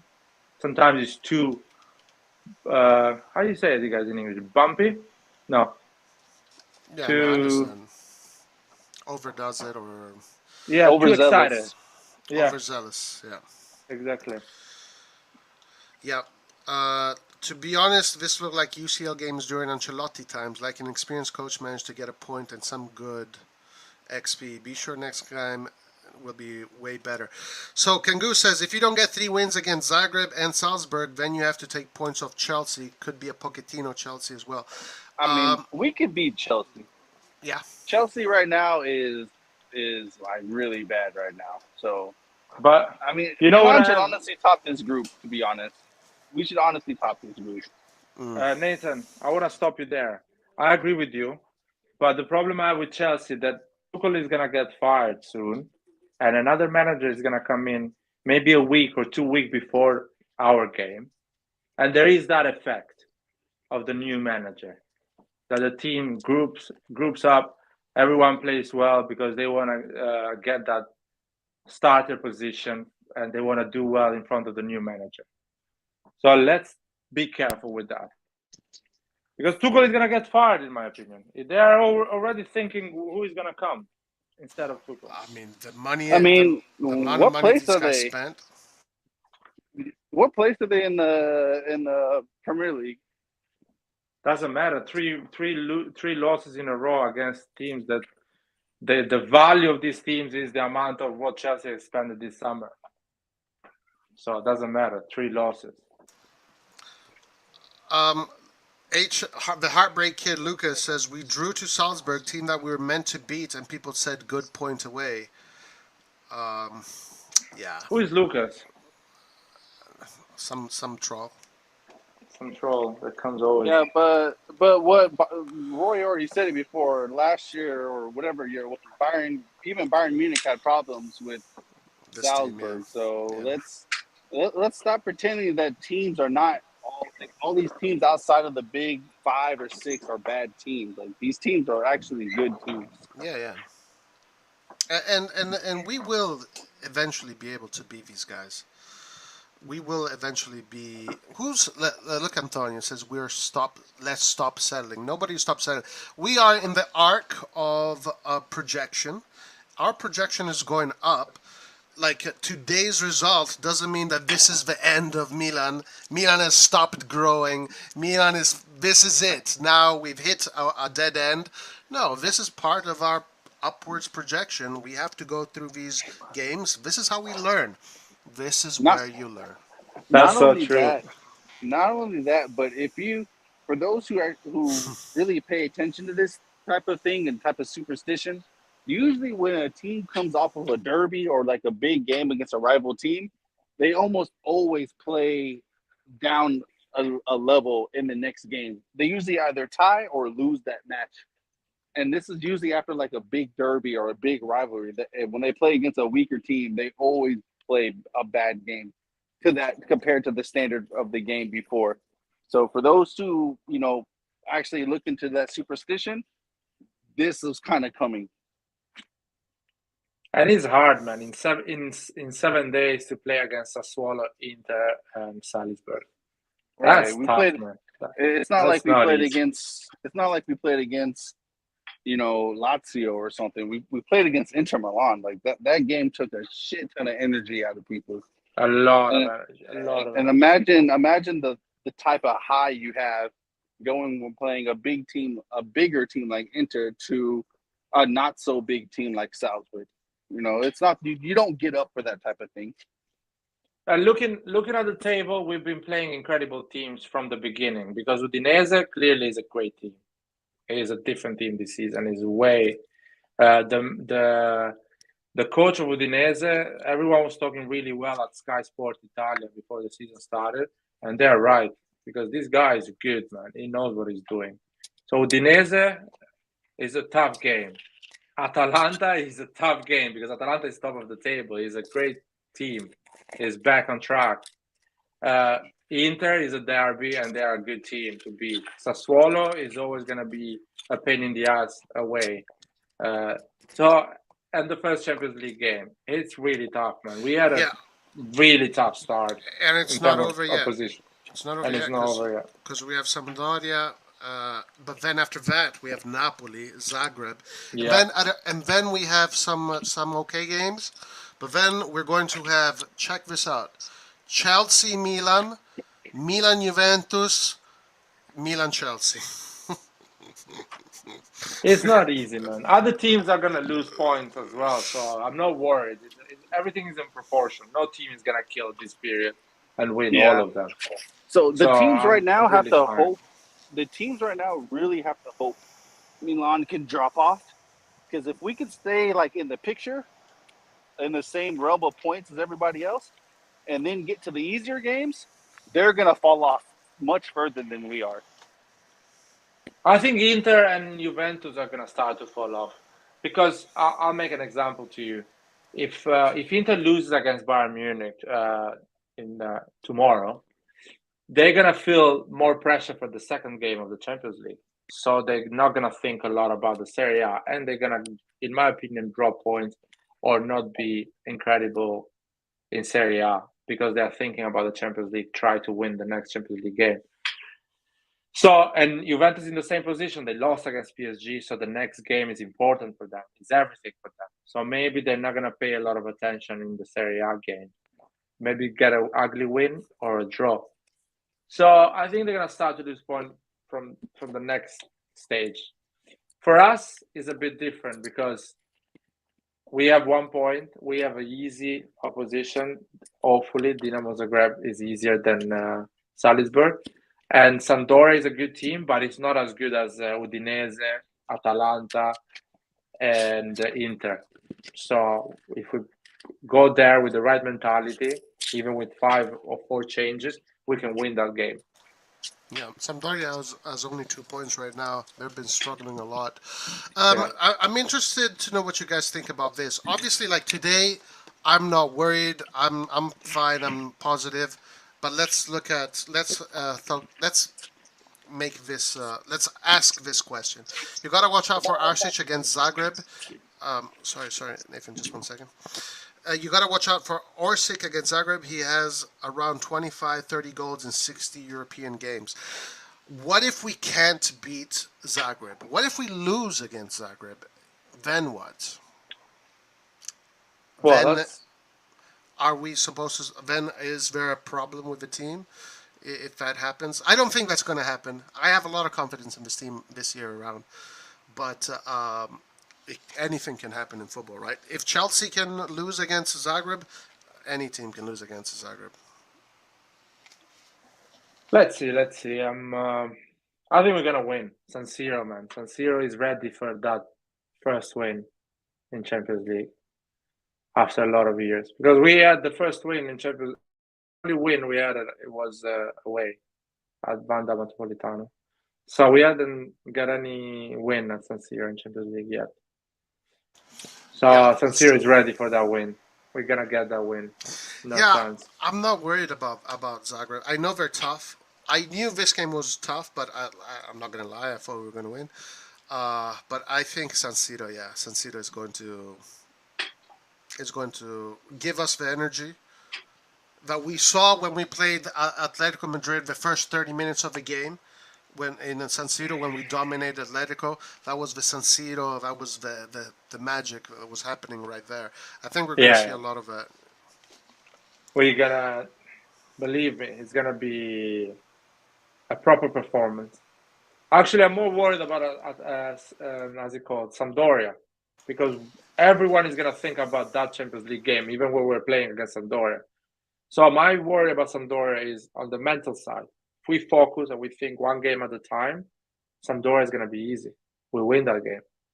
My issue is we're not going to think about Sampdoria, still think about the Champions League game. Yeah, let's see. Yeah. Guys, by the way, if you haven't already, smash that like button. And I know that 30% of you are not subscribed. So subscribe, guys. Road to 8K. Road to 8K. We're almost at 7.8 subscribers. Road to 8K before the end of the year. So make sure that you subscribe, help out the channel, and smash that like button. Zagreb are a team that sits back and hits you on the counter. Like, what do you make out of this situation with us playing against these teams that sit back? We saw it against Sassuolo. By the way, Sassuolo never sits back, and they sat back against us. Even Atalanta never sits back, and they sat back against us. When are we going? When do you think we can finally like break these teams down? What do you think? Never, because even bigger team than us, they struggle when the team sits back. So even Man City, when the team sits back, they struggle. I'll make an example. Barcelona, the tiki-taka Barcelona, when Inter sit back, they didn't win, and Inter went and won the Champions League. So the sitting back is a problem you're never gonna solve. It's like poverty in the world, or stuff like that. It's something you're never gonna solve. It's something that you need to. I think actually you solve that issue with an ugly win, finding solution, ways of winning a game that are not in your repertoire. So a header, a corner, set pieces, a penalty, a lot of things. A dribbling and a shoot from the distance. I mean, Cagliari sit back against us, and a shot from the distance of Benacer solved the game. So that's how you solve these games. So it's not just Milan; everyone has that issue. Yeah, and you know what? Going back to CDK in his previous season in Club Brugge, he scored a lot of headers. He scores a lot of headers. So hopefully CDK can give us that. Hopefully. But yeah, like corner kicks, unfortunately it really isn't part of our game, scoring those that way. We need to get better at that. I really want, this comment here is very interesting because it's very true. It's funny because most of the guys complaining haven't been alive long enough to see a dominant Milan, so I'm surprised as to why they're so effing spoiled talking about 2 points dropped. Even the dominant Milan of back in the day, Ancelotti's Milan, was dropping points against teams left and right. Club Brugge. Yeah, Club Brugge, Galatasaray, Gothenburg. I still have the Gothenburg game in my mind. Shevchenko was playing and we lost 4-2 or something crazy like that. Yeah. So it's also. I don't wanna even talk about the 4-0 against Deportivo La Coruña. Oh my God. We're gonna talk about those things. Stam, Nesta, Maldini, Cafu, and get 4 goals against Deportivo La Coruña. Yeah. I don't know. I want to have this channel in that moment after that game. What are they gonna say about those guys? Yeah. Right, I'm actually curious to see that, because Shevchenko, Crespo, Kaká, Stam, Nesta, Maldini, Cafu, Pirlo, Gattuso, Seedorf, You put it. You name them. You name all of them. Ancelotti as a manager, Dida. You just named them. 4-0 against Deportivo La Coruña. Or 5. I don't know how much. It was 4-0, yeah. After we won 4-1, we won 4-1 at the San Siro. We go to their house and they beat us 4-0. How was the name of that guy? Valeron was. He was unstoppable, man. He was on drugs. he made look Maldini like a fucking Romagnoli or whoever was in the middle of the defense. Looked like Romagnoli or I don't know. Rohit at that time would have made a nice video on Twitter. How bad and how old is Maldini to play for Milan? He's so too old. We need to go and move for a new player because Maldini is not good enough for a 1v1. That's what I've seen in my life. And if Twitter, YouTube was there, that's what I was hearing. What I'm hearing now for Saelemaekers, Romagnoli, and all these guys. Yeah. I kind of said this the other day. There was a moment of a little bit adrenaline and anger in the live yesterday, and this is exactly what I said. It was the past was exactly the same. A lot of negativity towards certain players, etc., etc.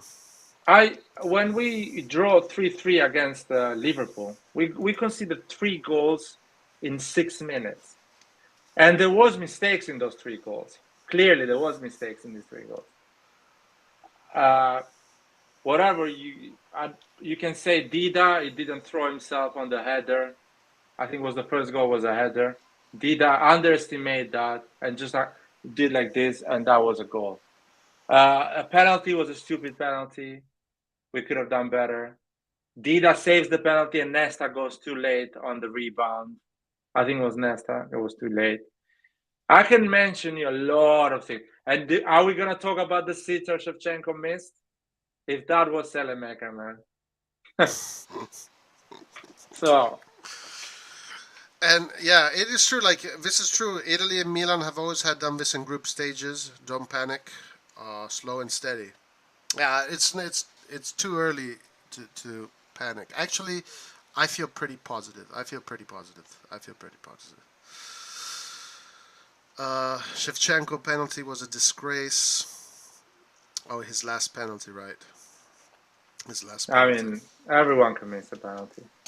Yeah.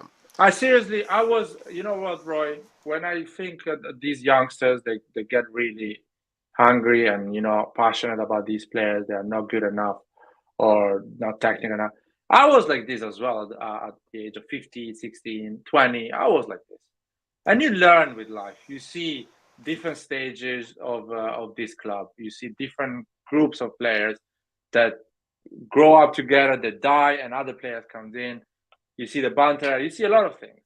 And you become more mature. You start to see things in a different way. You start to appreciate players like Saelemaekers, like Pobega, a bit more because you're more patient and you get more wiser. They will learn at the end. The youngsters. So I'm not an issue with the youngsters. My problem is people my age that think in that way. Yeah. No, I'll be honest. For me, I never did that. To be honest with you, I never did that. Like I don't know. Oh, you're older than me. That's why. Yeah, you but did like, it early. but you like, Baresi at this top when you were a teenager. Yeah, maybe. That's why you never done that. No, but maybe it is because of that era. That I kind of saw. Okay, this is what Milan is about. Like, just be patient. Like when I saw Pirlo the first time, Gattuso, Ambrosini, all of these guys. Like I was like, okay, these guys are going to be champions. Like these guys are going to be the best in the world. Like I saw it quite early. I saw that team becoming one of the best teams in the world quite early. But I don't know. I don't know. This is the best question of the day so far. Well, if I get a ticket, yeah. If I get a ticket, it's not gonna be easy to get a ticket. So if I get a ticket, definitely. I'm going to watch West Ham Newcastle Sunday. Oh, nice. You want me to vlog? Do you want to vlog? Vlog it. Vlog it. Do a practice run. I do. Actually, Aaron said he was going to vlog the Inter game. I don't know if he has. Maybe he has, and he's going to post it. Because I spoke to Aaron. I asked him if he was going to that game, and he said yes. So I asked him to vlog it. Let's see. I don't know. He would have told me, I think. Guys, I was watching some more games. How do you rate Gilardino now? For me, Gilardino was a good player, but he obviously was not Inzaghi good, you know? He never made that step. Yeah. From a Parma player, which you can compare it right now to a guy that is scoring a lot of goals for Lazio, for example. And he gets and Milan buys him for, I think it was 25 million euro at that time, which was a big amount for that time. A lot of money, a big move. And he scores goals, but he never lives up the expectation. He's useful to the team. He fights for the team. He cares about the squad, but he's not Shevchenko. People were expecting him to be Shevchenko, but he's not Shevchenko. So he was never at the level of no, not even Belotti. But Gilardino was better than Belotti. Belotti had one season.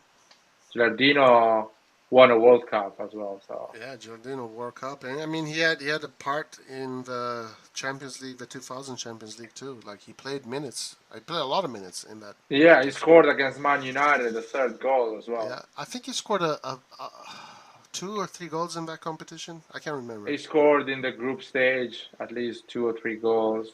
Gilardino was a good player, man. It just was not.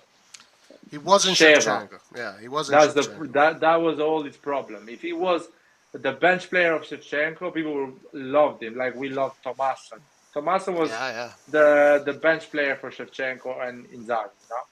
Yeah. Crespo was the substitute of Inzaghi because he was injured at that time. Inzaghi. So they were not replacing Shevchenko, and we loved them. They scored goal. They didn't feel the pressure because the pressure was on Shevchenko, on Kaká, or Ricosta, or Cedar, Pirlo, the old guard. Yeah. Not on them. They were coming in, doing well because all the pressure was on other players. When Shevchenko left, the pressure was on Gilardino. Now you have to score 40 goals a season between Champions League and Serie A. Yeah, and it was not possible. It was not for him. Laird has connections. Someone donate Laird a ticket. Which ticket? For Chelsea? Yeah. When is coming? I don't know. Is anyone gonna buy me a ticket? You make it happen, guys. Make it happen. No. What is the way forward with Messias? What is the way forward with Messias? Look, Messias, this is what I got to say about Messias. Maldini, Massara, Pioli, they all got together this summer and they said, do we let him go back to Crotone or do we pay the money and keep him? They obviously said, let's pay the money and keep him. So right now, Messias is part of this project. They believe that Messias is what they need right now for the project. If in the future the club has the money to get another right wing, maybe, let's see. But for now, Messias, this is who they believe in. And I think Messias is good enough for us to get to where we need this season. What do you think, Larry? Yeah, Messias just had 10 bad minutes. That's it. Guys, it's just that. He's going to play well against Sampdoria. And he's going to be important in a lot of games in Serie A. So I'm happy with Saelemaekers and Messias.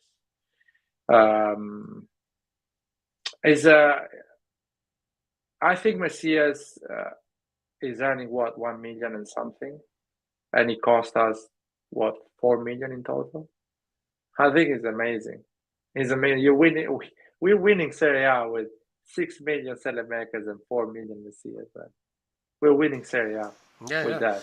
And our players are getting paid peanuts in compared to other players in Serie A, and we are the ones that are winning. They'll get their contracts. They'll get. Oh, actually, I have a question for you. What do you think of Dest and his wages? Because Dest is one of the most paid players in Milan, 3.8 million, and he's up there in the top 3 most paid players right now. Milan is paying for him, paying his wages, even though it's a loan. I don't know. Go ahead. Yeah. Yeah. No. I know what is your question. In my opinion, Dest, we're not gonna buy Dest at the end of the season for 2 reasons, and both the reasons are not because he's not good enough to play for Milan. He's actually good to play for Milan. like Dalot was there as well, to stay, to be confirmed again. I don't think he's better than Saelemaekers on the right wing and stuff like that. Whatever. I think he's a good right back, and he can improve a lot.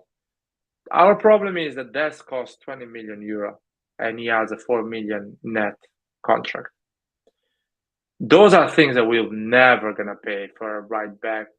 That is not even a starter, and even if he becomes a starter, still he's earning the amount of Thierry Hernandez at his first year. So it needs to happen a lot of things for him to stay at Milan. The two things that can happen is him staying for another year of loan, maybe, because he's like, I like Milan, they cannot buy me, but Barcelona doesn't want me, and he forces, and he says, I want to stay another year on loan, and that's it. So a loan with option to buy or an obligation to buy. So you kind of spread that 20 million payment in 3 years, basically. Or he says, I'm going to cut my wages. I understand that the Barcelona was just like winning the lottery. These guys were crazy. They gave me 4 million. I'm not that player. So I'm going to cut my wages. I'm going to earn 2.5 million plus bonuses. And Barcelona is going to say, I understand Milan doesn't have the money to buy Dest. So let's do a 10 million deal. If that happens, he'll stay. But with the money we're talking right now, 20 million plus 4 million wages, it's never going to happen. I'm sorry. It's not congruent to what this club has been doing. Guys, Shah sends us a super chat. Thank you so much, Shah, for the super chat. Gotta go. Keep up the good work, boys. No problem. This one is for you, Shah. Thank you.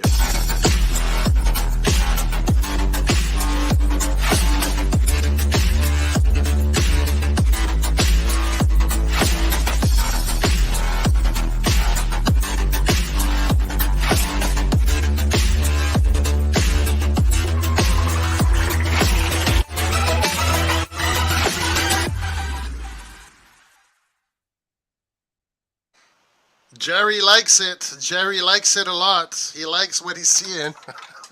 Yeah, Jerry likes it. Fucking give him the money if he likes what he's seeing. That is funny, dude. Does he know that Leao needs a renewal? I don't know. Somebody told him. Does he know that his name is Leao? Does he know? He's acting like Leao is his son, man. He's watching his Sunday playing. No, Antonio's coming, guys. What's up, guys? What's up, man? Right. Antonio, I have a question for you straight away. A cold question. What's up? Who is going to win between Napoli and Liverpool tomorrow? Napoli-Liverpool. I hope Napoli wins. No, what do you hope? No, what do you hope? An analysis. Okay, Liverpool look to be in pretty bad form, but the thing is, in the UCL, they usually are pretty good. So they have a better team on paper than Napoli, and they are a better team, but they're just in a really bad form. So I think if I had to bet, I would bet on Liverpool, but I can see Kvaratskhelia like scoring and doing really well. So I hope that Napoli does that. But yeah, I think I would have to choose Liverpool. Maybe a tie, honestly. So you think it's going to be a tie? Yeah.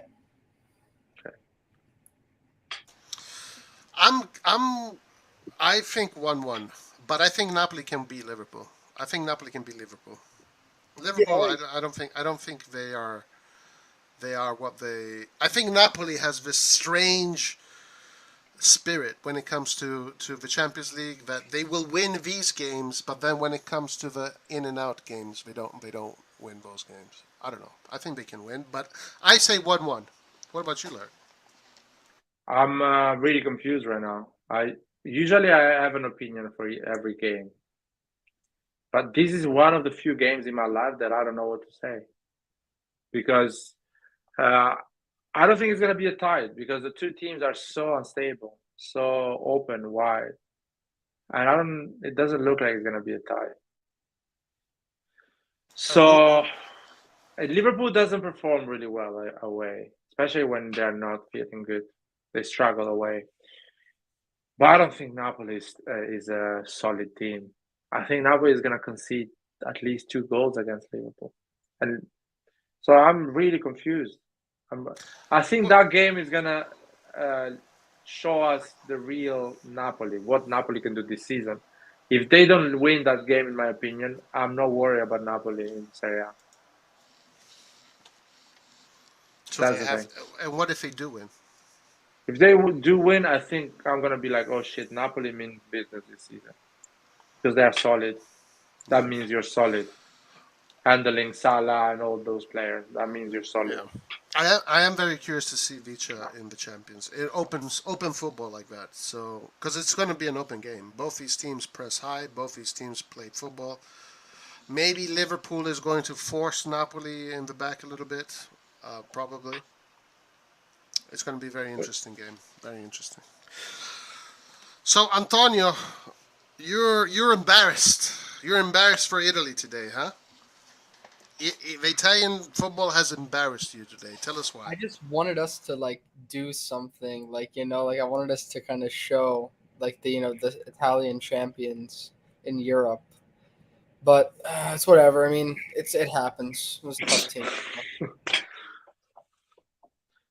Why? Do you have a girlfriend? You want to show your girlfriend how good the team plays?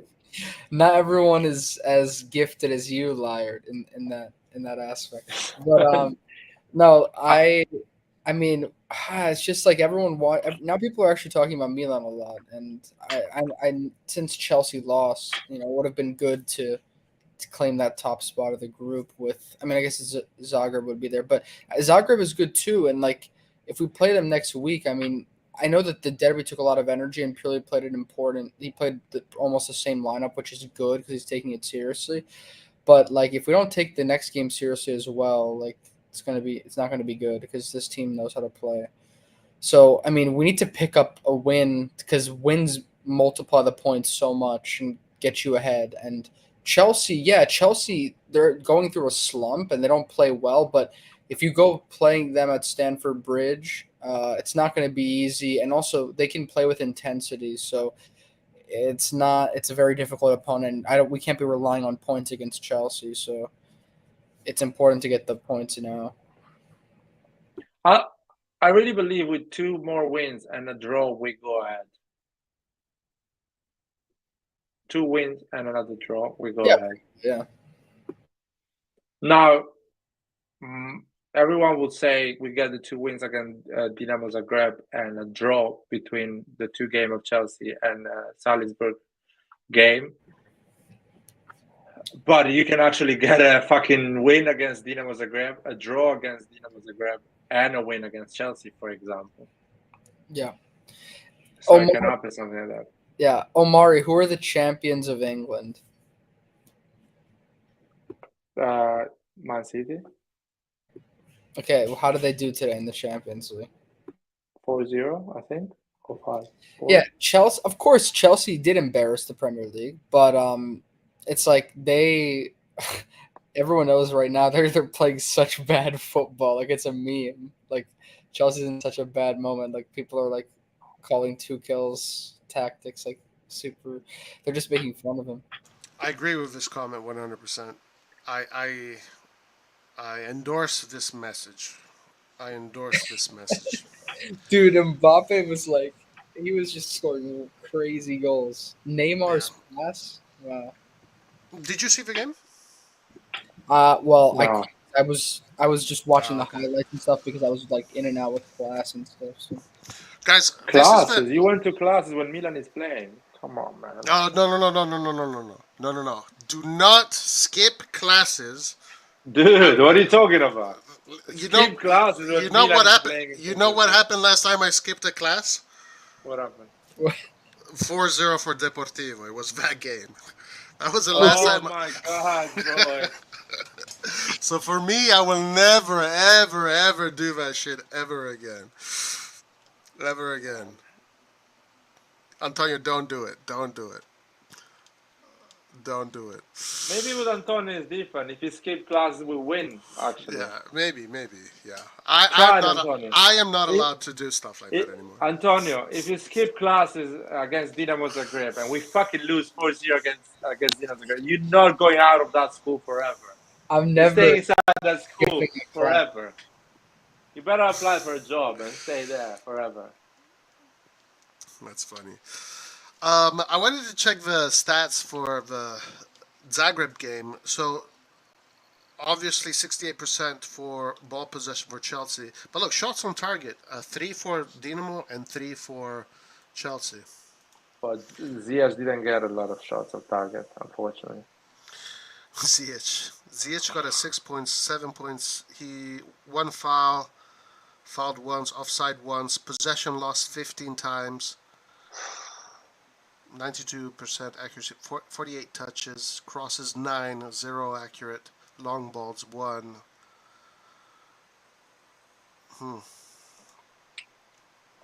Broya played. Possession lost 3. I mean, they have a lot of names in this team, you know? They have a lot of names. Aubameyang, Sterling, Havertz, Reece James. I mean, these two midfielders here, Mason Mount, Reece James, I mean, I've seen them play against Italy. Like, they are nothing to be worried about. Mateo Kovacic, okay, we've seen him in Italy. We know who he's like. Ben Chilwell, I don't know, you guys tell me.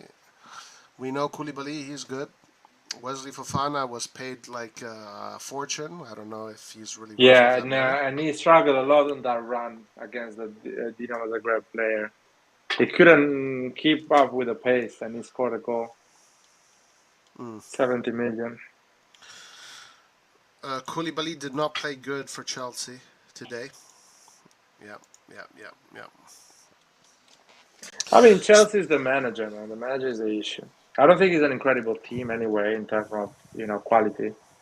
They are good, of course, but so what did they have that year when they won the Champions League? It seems like they had like this kind of magic energy to them, right? What was it? I mean, it was Tuchel. It was just the player just were extremely motivated. That's it. They wanted to show that they had something to say, And Tuchel got their tactics perfectly. And let's be honest, Guardiola is an idiot, because Guardiola should have won that final easily, but he decided to play with one holding midfielder, and he got. So if Guardiola plays more conservative and make sure he doesn't concede any goal, he's gonna find the goal anyway. So anyway, but Champions League, man, is like this. You are in a good shape in that period. You can win it, no matter what. But you need to be in a great form in that last 4 or 5 games. Yeah. Chelsea's best player, according to SofaScore, in their measurements, is Jorginho with 7.80. What's going on with Kante? Is Kante not a football player anymore? What's going on with Kante? Is he injured? 31. He's injured. Always injured. Most of the time he's injured. Yeah. Hey, Antonio, earlier you kind of made a comment, and it kind of sounded like, it's done, it's over. Like Milan can't... No, I'm just trying to troll, man. No, it's fine. It's just like, I don't know, like I didn't really watch the whole game because I was busy, but when I watched the highlights, like they did have some big chances, and it's just like weird because it's like our defense just has been really kind of shaky this season. Like, I mean, the goal that they scored was so annoying, and it feels like in the UCL, because of the intensity, like stuff always just happens so quickly, and we always get caught off guard, and like the other team just end up scoring like just strange goals against us. Like some of the goals like are just like dinked just easily through our defense, and I don't know, like it just for some reason the UCL is just so like different. It's just so annoying. I don't know, like it's fun, but like if you're supporting Milan, like crazy stuff just kind of happens, and the games aren't really controlled. Like, I don't know. I don't think Milan has ever really controlled a UCL game. Recent. Well, that's actually. To be fair, we did control the Atletico Madrid game. We did have control. Yeah, but they had even in that game, like there were some massive chances both ways. Like, Yeah. But But Antonio, the Champions League is like playing teams like Inter, Napoli, Juventus every time. That's at least the worst team is at the level of Inter and Napoli and Roma, whatever the top four in Italy. That's how it's Champions League. So when you play against Inter, even we won 3-1, 3-2. Inter they was having chances because even when we dominated them for 70 minutes, they had chances in those 70 minutes as well. They created. So it's a high level football. It's the highest level you can find in the 90 minutes.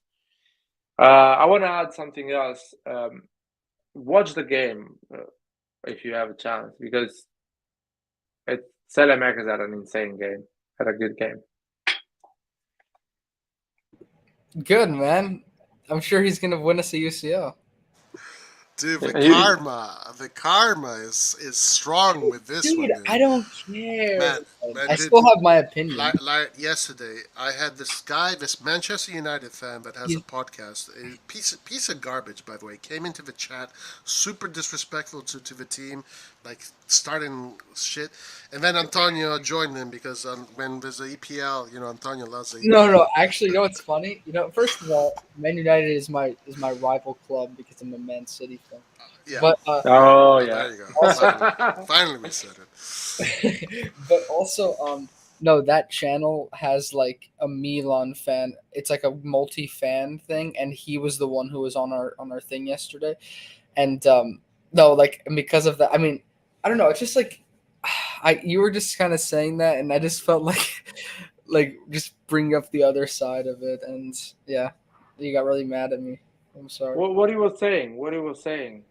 I just said I don't think Saelemaekers is good enough to win a UCL. Like, well, Antonio, but the problem is, if he wins one, don't come and tell me, yeah, but fucking Armando Maradona was playing with him, so that's why he won it. Don't say that. I don't want to start a long debate, but if there's players who can be on a UCL winning team, like let's say for example, Origi, he won the UCL. Actually, he played a huge part.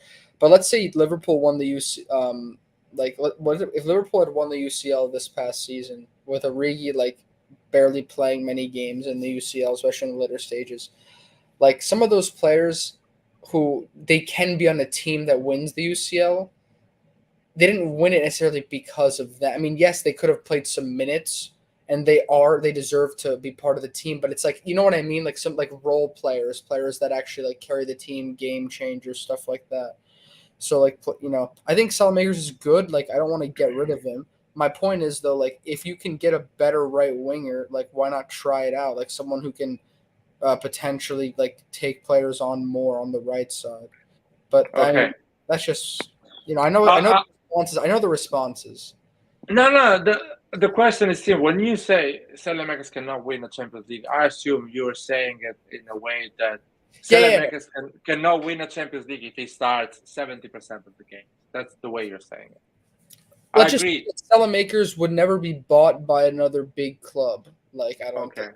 Keep going and making it even a bigger mistake. You never know. Anyway, no, what I'm saying is that, in my opinion, Saelemaekers can win a Champions League playing 70% of the games as a starter. Or playing, 70% of the minutes available in that competition. You know what I mean? I think Saelemaekers can win a Champions League playing 70% of the minutes of that Champions League available to play. So you think, so you think that Saelemaekers in his position is where do you think he ranks compared to players in his position? You can rank him 100. I don't care. He can win a Champions League as a starter. Because I don't rank players. How big of a I honestly don't rank players. For me, I find it really hard to put someone ahead. You pick. I can pick you 5 players: Benzema, Lewandowski, Mbappe, Haaland, and fucking De Bruyne. I cannot pick one of them and say that guy is better than that one. Or I cannot make a list of from first to 20 of a quality player. I cannot do things like that. I see Saelemaekers at Milan. I see Saelemaekers on the system Pioli plays. And I think he can win the Champions League in the next 5 years if he's still part of the group and Pioli trusts him and he's playing. I think he can improve a lot. That's what I think. Fair. That's a fair point. If he improves like a lot, I mean. But on the other side, I don't believe when you say that is a crazy opinion. Better players than Saelemaekers didn't win the Champions League. Way much better players. Right. So it's not a crazy opinion what you're saying. No, I agree. Like, the thing is, though, see, whenever we talk about individuals on this channel, there's always like individuals versus group, right? And I feel like there, like you said, there have been really, really good individuals who haven't won the Champions League. But like, I'm just judging him on an individual level. I'm placing him compared to other, top club right wingers who can win the Champions League. And I don't think he's as good as them. That's just look. If your buddy, your Manchester United buddy from that podcast there, whatever, you guys should have asked the right question. The right question should have been: is Saelemaekers the kind of player that can put a team on his shoulders and win you games on his own? No, he's not that kind of guy. We know that. But is Saelemaekers the kind of player that can be part of the group that can win you the UCL? 100,000,000% yes. All right, I basically agree with that. So I'll make another example. Chelsea, when Lampard was training Chelsea, and he got fired, and Tuchel was coming in that period, the supporters of Chelsea going on YouTube, they were saying, we're never going to do anything with players like Pulisic, Jorginho, Kante is finished, Aspilicueta is not good enough, Thiago Silva was a wrong purchase, he's at the end of his career, we should not get him on for free. They started to say, Alonso, why Alonso is still at Chelsea? Pulisic, Werner is an awful player, they were saying. We are not meant to do anything with this team. Tuchel comes in, and in 6 months, not even a 5-year project, in 6 months, these players, they win the Champions League. They win against Real Madrid. They win against Man City. I don't know, man, how much people need to watch football. Case study they need to see that actually players like Werner can win a Champions League and play every fucking game and don't even score and win a Champions League. How many times this thing needs to happen?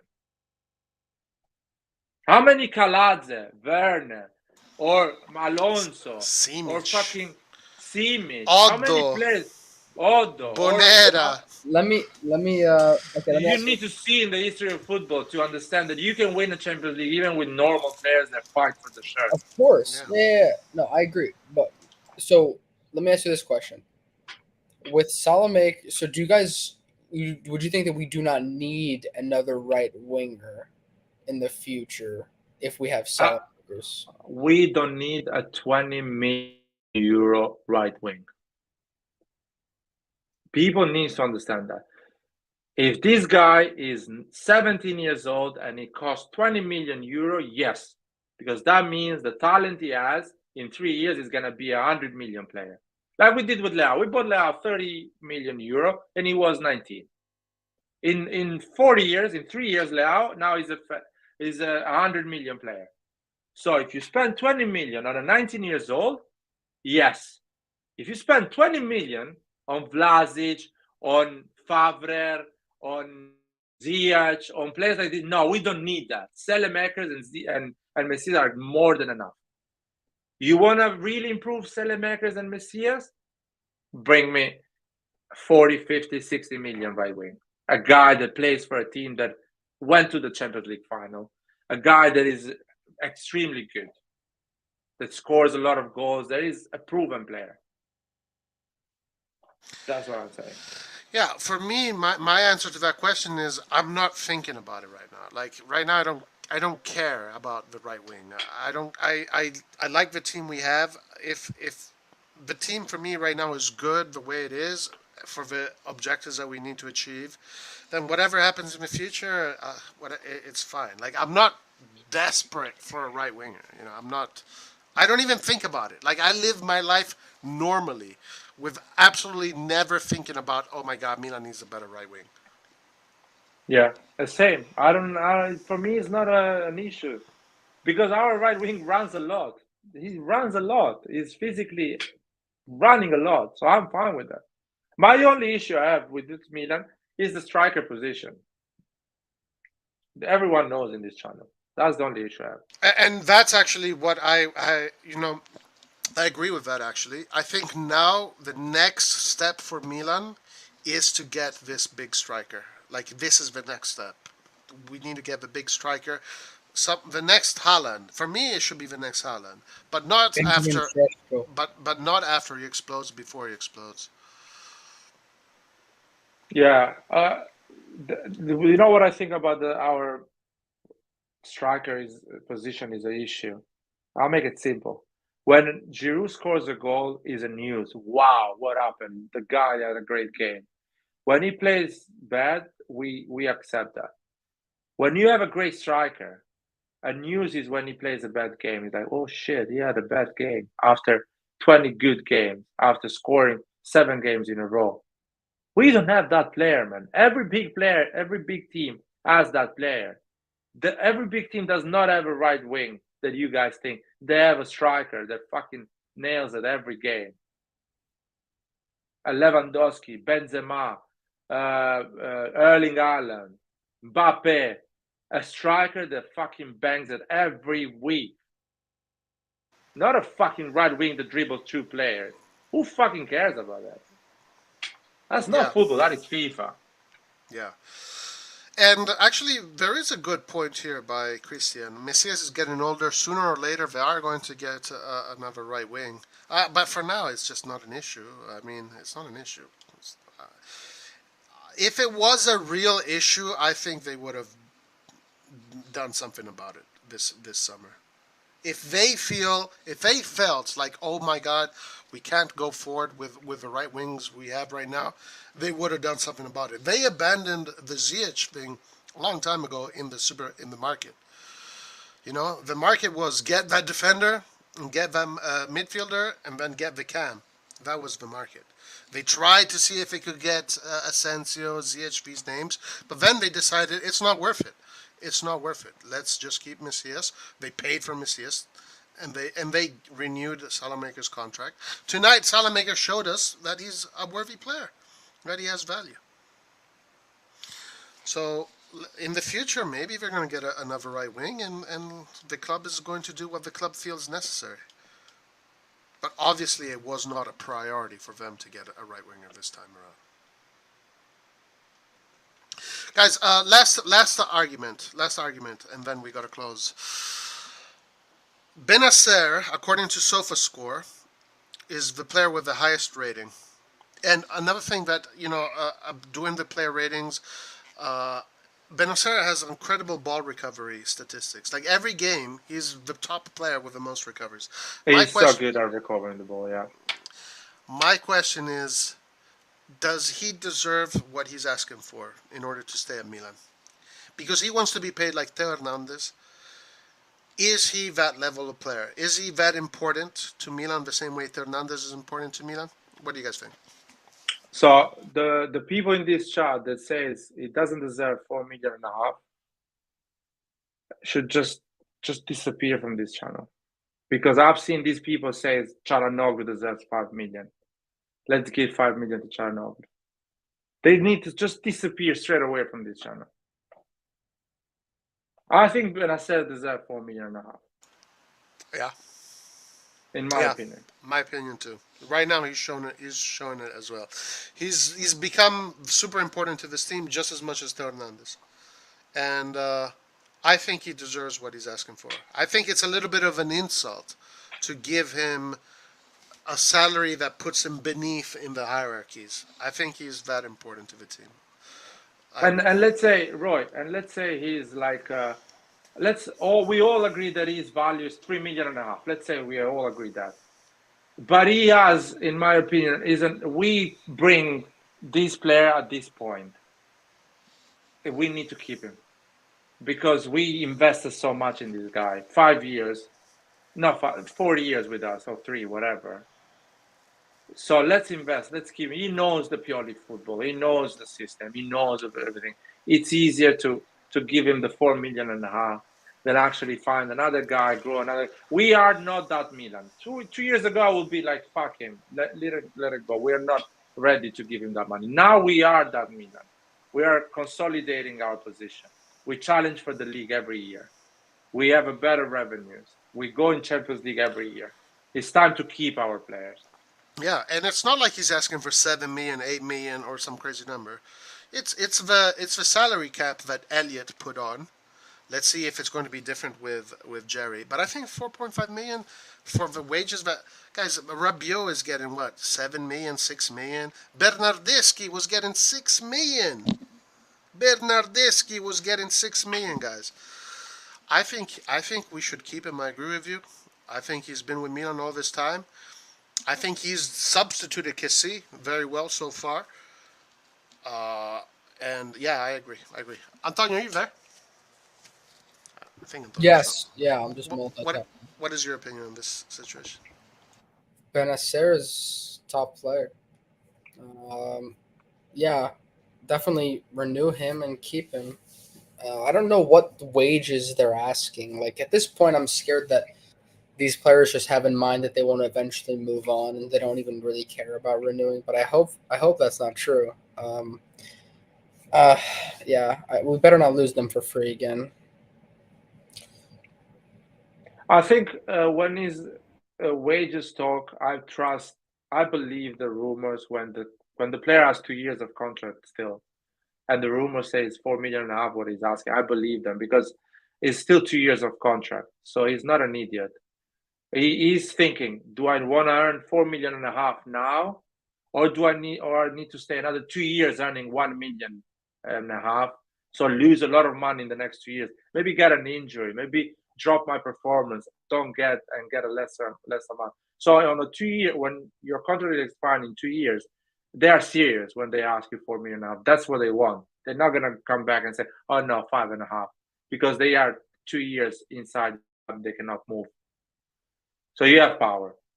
And Leao is the same. He's asking for 7. I believe he's gonna ask for 7 and he's gonna accept 7 because it's still 2 years contract. I don't believe on rumors when the player has 1 year contract and he's saying, oh, with 4.5, you're gonna get him. No, because this guy in 6 months is saying, you know what? Maybe I want 6, maybe I want 7, maybe I want 8. Maybe I don't care about your money because Barcelona wants me or PSG wants me. So in the last year, I don't believe a lot of rumors. 2 years to go, I think that's what they're asking, that they're gonna get that, or they're gonna get sold. Yeah, let's hope that Jerry shows us the money or shows them the money. Let's see. Why the fuck is laughing? By the way, just fucking renew them. Why are you laughing? Let me play that. He's acting like he's fucking invented Milan. Let's play that one more time. Just do something, dude. Instead of laughing like he.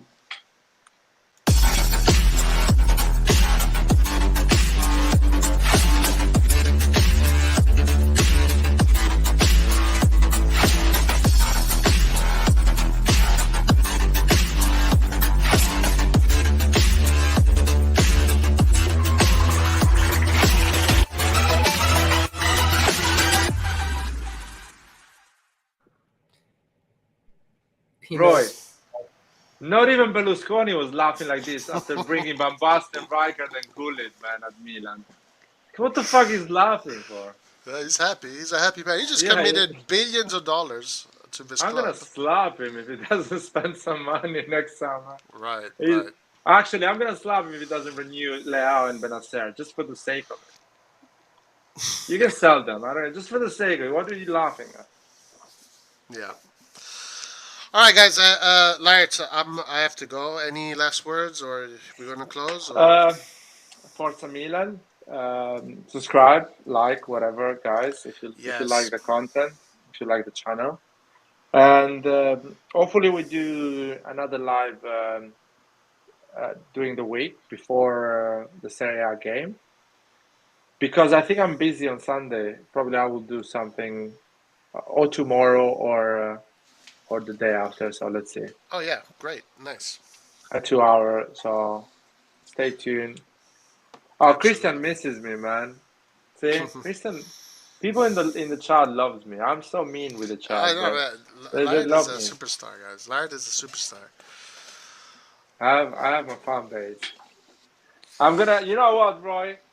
I need to find some YouTubers here in London that talks about Serie A, and we do like a Serie A channel as well. Yes. We need to. Yes. I see that you guys are so keen about Serie A. You care about Serie A and stuff like that. So we have to do some lives with Interisti, Juventini, and talk about. But I'm gonna shit on them anyway. That's fine. So, but we need to create a channel. Not create a channel, but you start re-inviting them, and after maybe things goes well and works, we should have a Serie A channel dedicated about Serie A. I agree. With one live a week. And I agree. And fucking fight. Fighting. A lot of fighting. All right. Antonio, any last words? Let's have a good week, guys, and hopefully bounce back soon. When's our next? Are we playing Saturday or Sunday? Yeah, we're playing Saturday. Yeah. I'm going to make an EPL channel, like SSP. Oh, my God. He's going to make Man City channel. Antonio, there is enough out there of them. How many? You want to add another one? Erling Haaland, best striker of all time. Anyway, what is this one? RDS. Yeah, that's G.